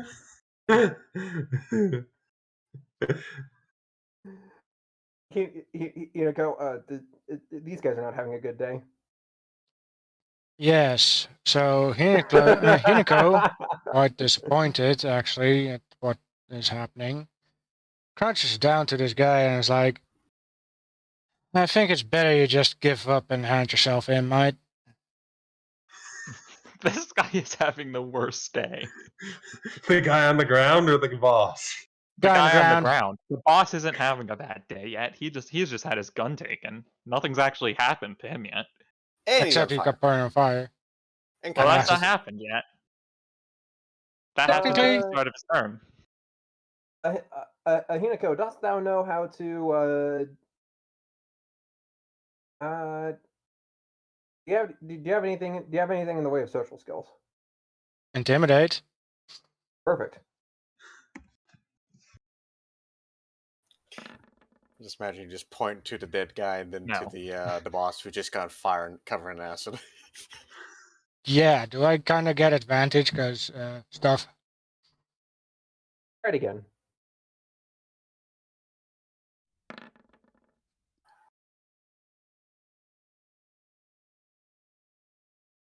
Yeah, he starts clawing his way towards the. He's gonna start clawing his way towards the edge of the dock here. I'm not gonna let him escape. I want him to turn himself in. So He's glancing over there. So that's kind of your hint. if he starts crawling, I grab his leg and kind of pull him back. Grapple check? Basically. Oh God. It's a combat maneuver that provokes an attack of opportunity. I don't think you can do that. He is. Opportunity, This guy is not attacking of opportunity anybody. Fucking look at him. Versus combat maneuver defense, +4 because it's a melee attack, right? Yeah. Or is that only on to hit? No, it would count for the CMBD, I believe. At the same time, he's also on the ground and in a very large state of distress. You like pin him to the ground or something. Honestly, if you can't grab somebody this helpless, then I don't know what to tell you. Cool. So what's the guy on fire doing? I will get there, but Hinako, you now have this guy by the ankles.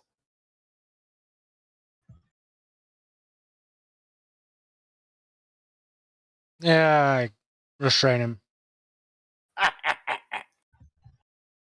Stop that. Mr. Krabs? I guess if I could just sit on his back and casually take out my hempen rope out of my bag and restrain him. That takes a few more turns to restrain him. That's like more stuff you can Not do in on combat. No, you By the can't way. actually tie up people you have restrained in combat. It just takes a little bit. Yeah, you're not doing it at the end of a combat. It's just like Yeah, so that's what I said. I grapple him and just basically sit on his back and right. try to Well, find my rope. Your action's grappling. action's grappling. Yep. Or possibly intimidating. I don't know. Combination. Yakuza's turn. I'm sorry. Can you say Yakuza again? Yakuza. Stop that. It's not a jacuzzi. Yakuza. First things first. This guy is going to think the fire away. I don't think he thought the fire away. He did not. Oh dear. Okay. The first one is acid. The second one's fire. Yep. He did not think the fire away. The other thing too is that you can't think the fire away. You can only reduce the damage unless you take a skinny dip. He's going. You know what?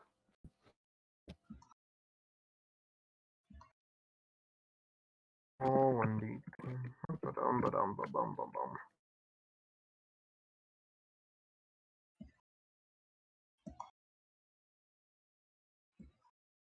What is the what's the spell DC on this?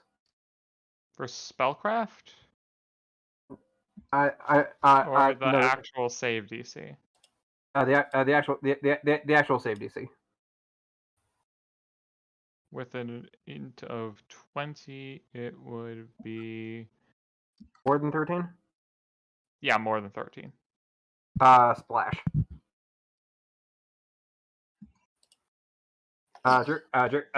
Jeremy can try and bite his shoelaces as he runs past.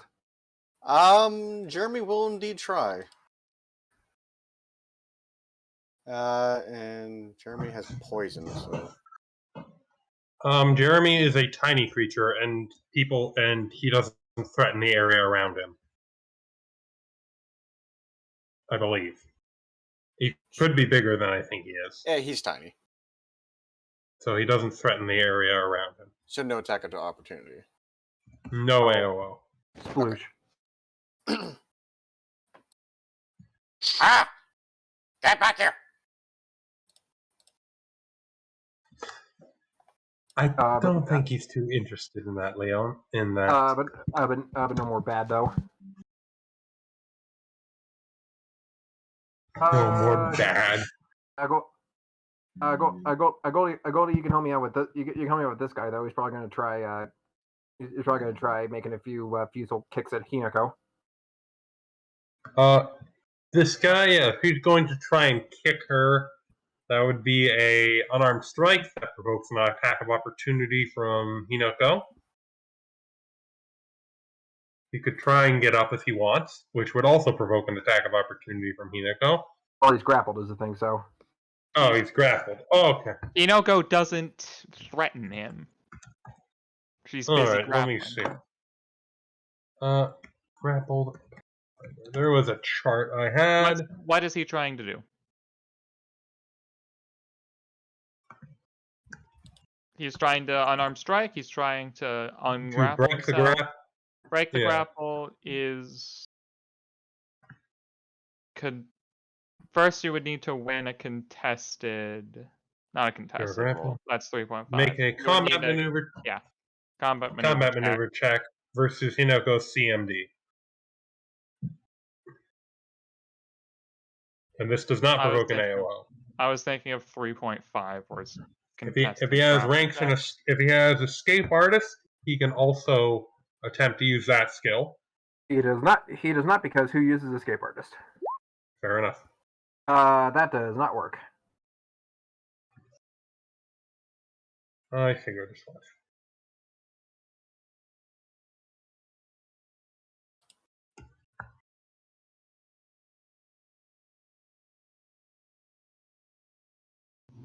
Alright. So he is still in fact grappled, I believe. And I think that is probably all he gets up to. Yep, he struggles a bit. Bang bang. Am I going after the boss?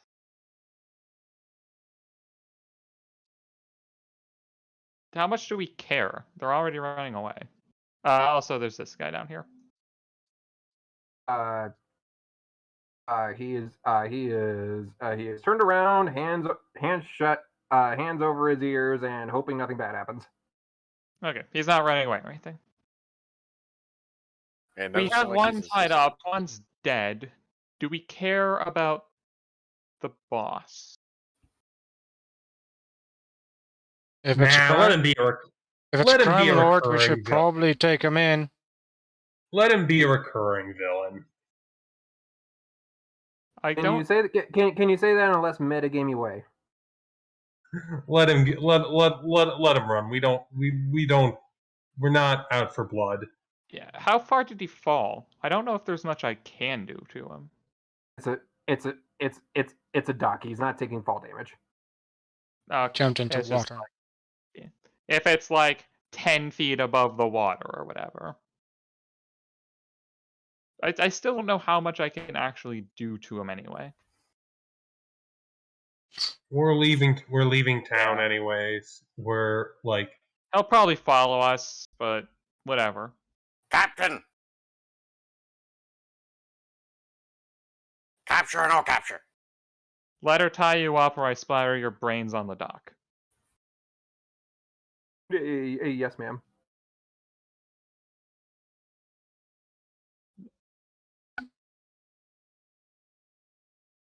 I Alrighty. should probably do the thing. I can just take 10 on Intimidate, can I? Not in combat. Eh, I don't think you can use take 10 on Intimidate anyway. I mean, it's like. eh. Hold on, let me just. I'm intimidating! I mean. Just one moment. I am intimidating! I would be taking 20. Don't think that's how that works. Taking 10 would be like, you're not taking risks doing the thing. Taking 20 is just trying it again and again until it actually Yeah. works. So basically, just screaming, "Not stop resisting! Stop resisting!" Anyway, with the Stop resisting, slap. Stop whatever resisting, slap. bonuses. Stop resisting, slap. With whatever bonuses, I might succeed. I don't know. I think the combat's basically over. Well, Yeah, this guy's shaken, so that's a minus. I think that's definitely. I believe that's a +2 to you. Do we need to know the exact number? Nah, you really he's don't. not gonna win. I think we get him. Yeah, y'all are fine. Thibman's kind of just watching the boss just swim across the water. You can run away, whatever. We'll meet again, Spider-Man. And when we do, you will know the name of Thibman!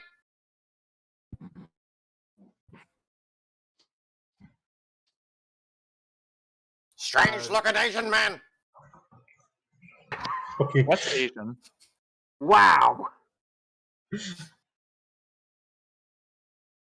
Okay. I mean, it's not racist because you said they were Yakuza. That is actually Japanese mafia, so it's not actually racist. Wrong. They're actually Brazilian. Brazilian Yakuza. Shit. Brazilian Yakuza. Well, shit. Yeah. I guess you're racist after all. Sorry, Bess. Not like Thibman was racist in the first place. She already has a fear and paranoia of some dwarves. All right, fair enough.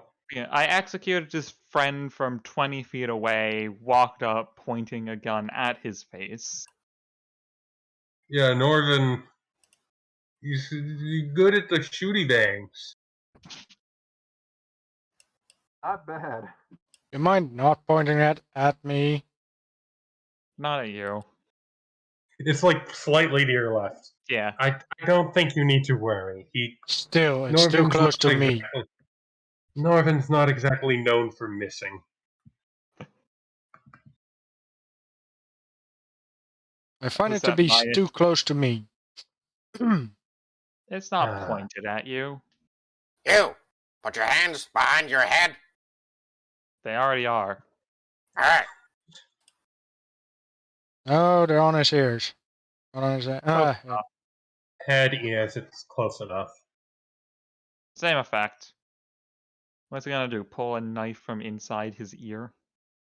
Yes. If he had something to do, he would have done it by now. If he can do that, he deserves to continue fighting. Honestly, if he just pulls a great sword out from behind his ear. I mean, Harry. Hinigo could get a spell like that, kind of. If he does something threatening from this position, he deserves to be able to threaten us. Just like the amount of preparation it would take. Jeremy, come over here. You guys know those like sword swallowers from the circus? Yeah. Yeah.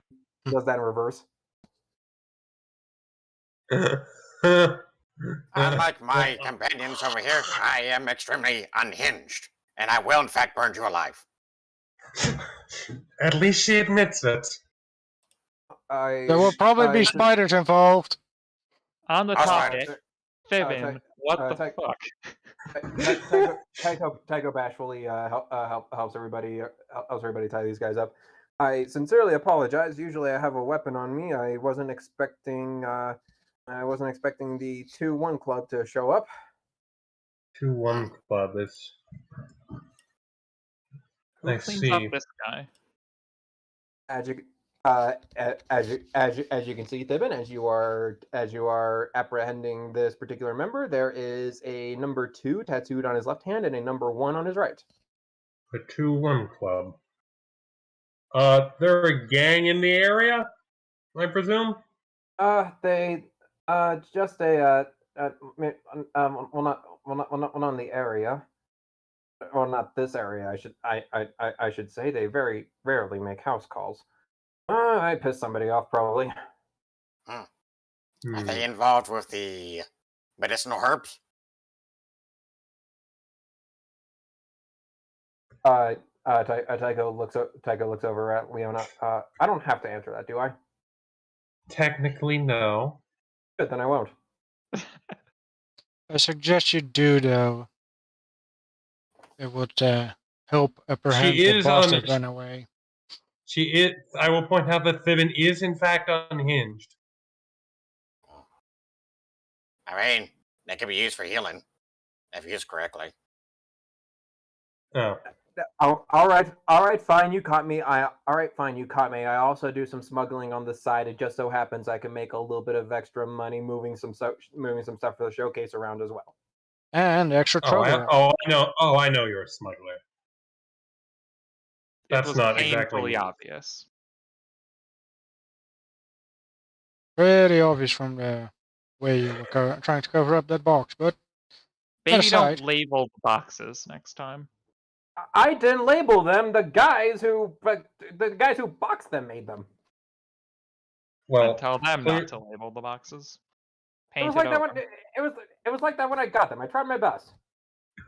That's fair. Either way, get us to Skador, and before that, we should bring these guys to guards and inform them of the boss that ran away. Right. Like a cartoon thief's money bag.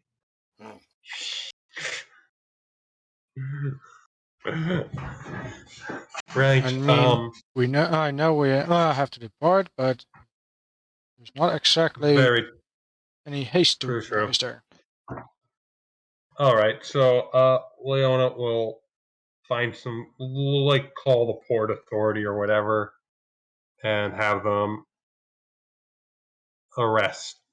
take these guys into custody or whatever, and inform them that their leader is still at large. Yeah. I should probably go now that that's dealt with. Yes. Now that you've finally gotten to shoot somebody. Yay! And I still didn't use my blade. And you guys are well on your way now to see the wonders of Skador. Give yourself 1,000 experience puntos. Puntos. Huzzah. Huh? What was that, Jeremy? Oh, Jeremy, I was joking. I wasn't going to use him as an actual skin suit. Yeah. Speaking of which, how much XP should we have right now? 16,000. With the award from this combat, you should be at 16,000 out of 23. I imagine they aren't carrying large bags of money, but we could probably sell the gun at least. Leona's holding the gun. Yeah. Is it? What kind of gun is it, actually?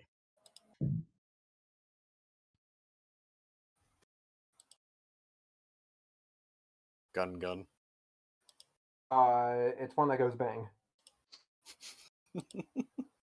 Like, is it a revolver or the more simple type of gun?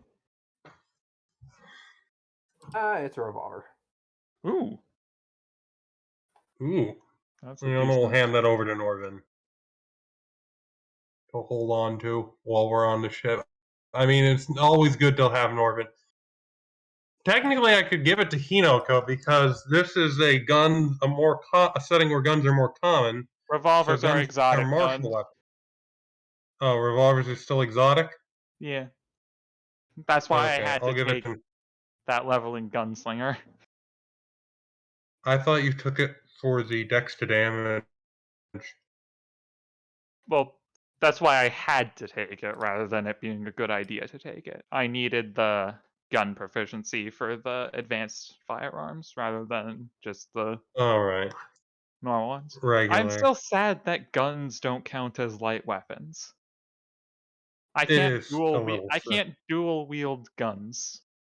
You can actually as a fighter. There is a I hate option. There is a way fighters can like lower the penalty for using 2 one-handed weapons. Yeah. It's one of those advanced weapon training things they can get. So the fighters are the only ones who can dual wield. They might not actually be Dual able to wield because it might be shotguns or something. dual wield shotguns. It might be only for melee weapons, so I'd have to check again. Dual wield rocket launchers. The soldier from Team Fortress 2. I was about to say the Gunzerker from Borderlands 2. I think we probably just sell the other revolver. Like, well, we're not going to sell it on the boat. I'll find. Yeah. I will type up a goodie list for you guys at some point and post it in the channel. All right. Right. All right. Okay. Thibin's going to leave that body alone, by the way. Harbor Girl will probably clean it up. Yeah, considering that the others are watching and more than likely will disapprove. Fully anticipating Thibin does something that basically just makes me have to shoot Thibin. You're not going to makes his corpse as a skeleton. Yeah, just basically required. I mean, Thibin has acid spells, and she does need to get rid of a body. With the types of spells you seem to be casting. I mean, summoning the spiders is weird, but it's not, like, terrible. I could see a druid doing that. An evil druid. Remember Whip of Spiders? Whip of Spiders. It's an even worse version of that. I can actually get that. Yeah. Goodbye. Goodbye. I didn't get it because it's a melee weapon, and Thibin sucks with melee weapons. Goodbye. Though, I will say this to those who are still here. I will eventually be able to animate dead. Please do not. Like, you have a paladin in the party. For God's sake. Leona might look the other way once in a while if it's for a good cause, but she's not going to let you build up a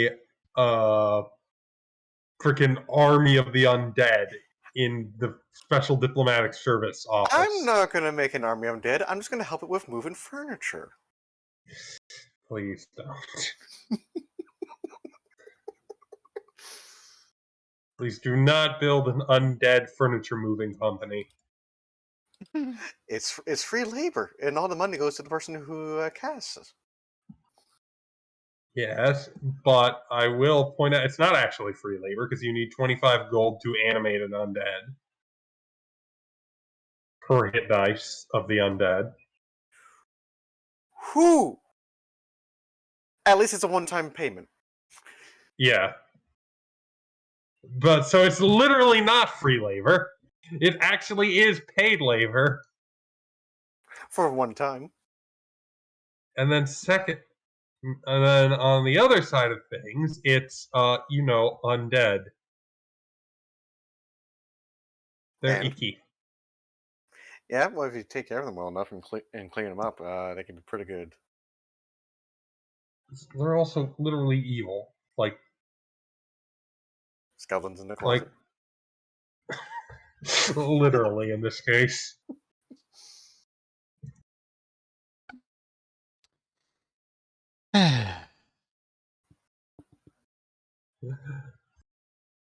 Oh, so there's enemy dead, and there's correct undead.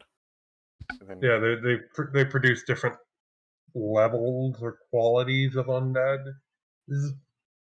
Okay. Or something like that. I forget. So, is there anything left for the related to the game, or are we just on our way now? I don't believe so. You guys are excused unless you have anything to say to me. I suppose I shall stop recording right about now. Does the one that I'm tying up have a watch?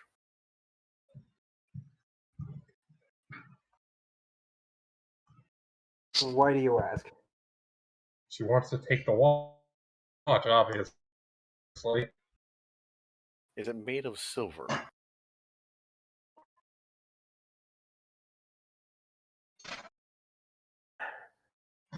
The thing is, it's probably a good watch, but I really don't want you to have it. It's not for me. It's for Jeremy. Why does Jeremy need a watch? It's made out of silver. He wants to eat it. Made of silver. Unfortunately for you, it's gold. Okay, yeah, I'm gonna leave that alone.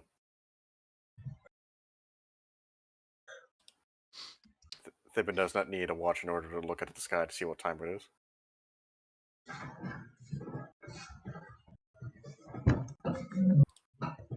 So anyway, I was stopping the recording. Yes.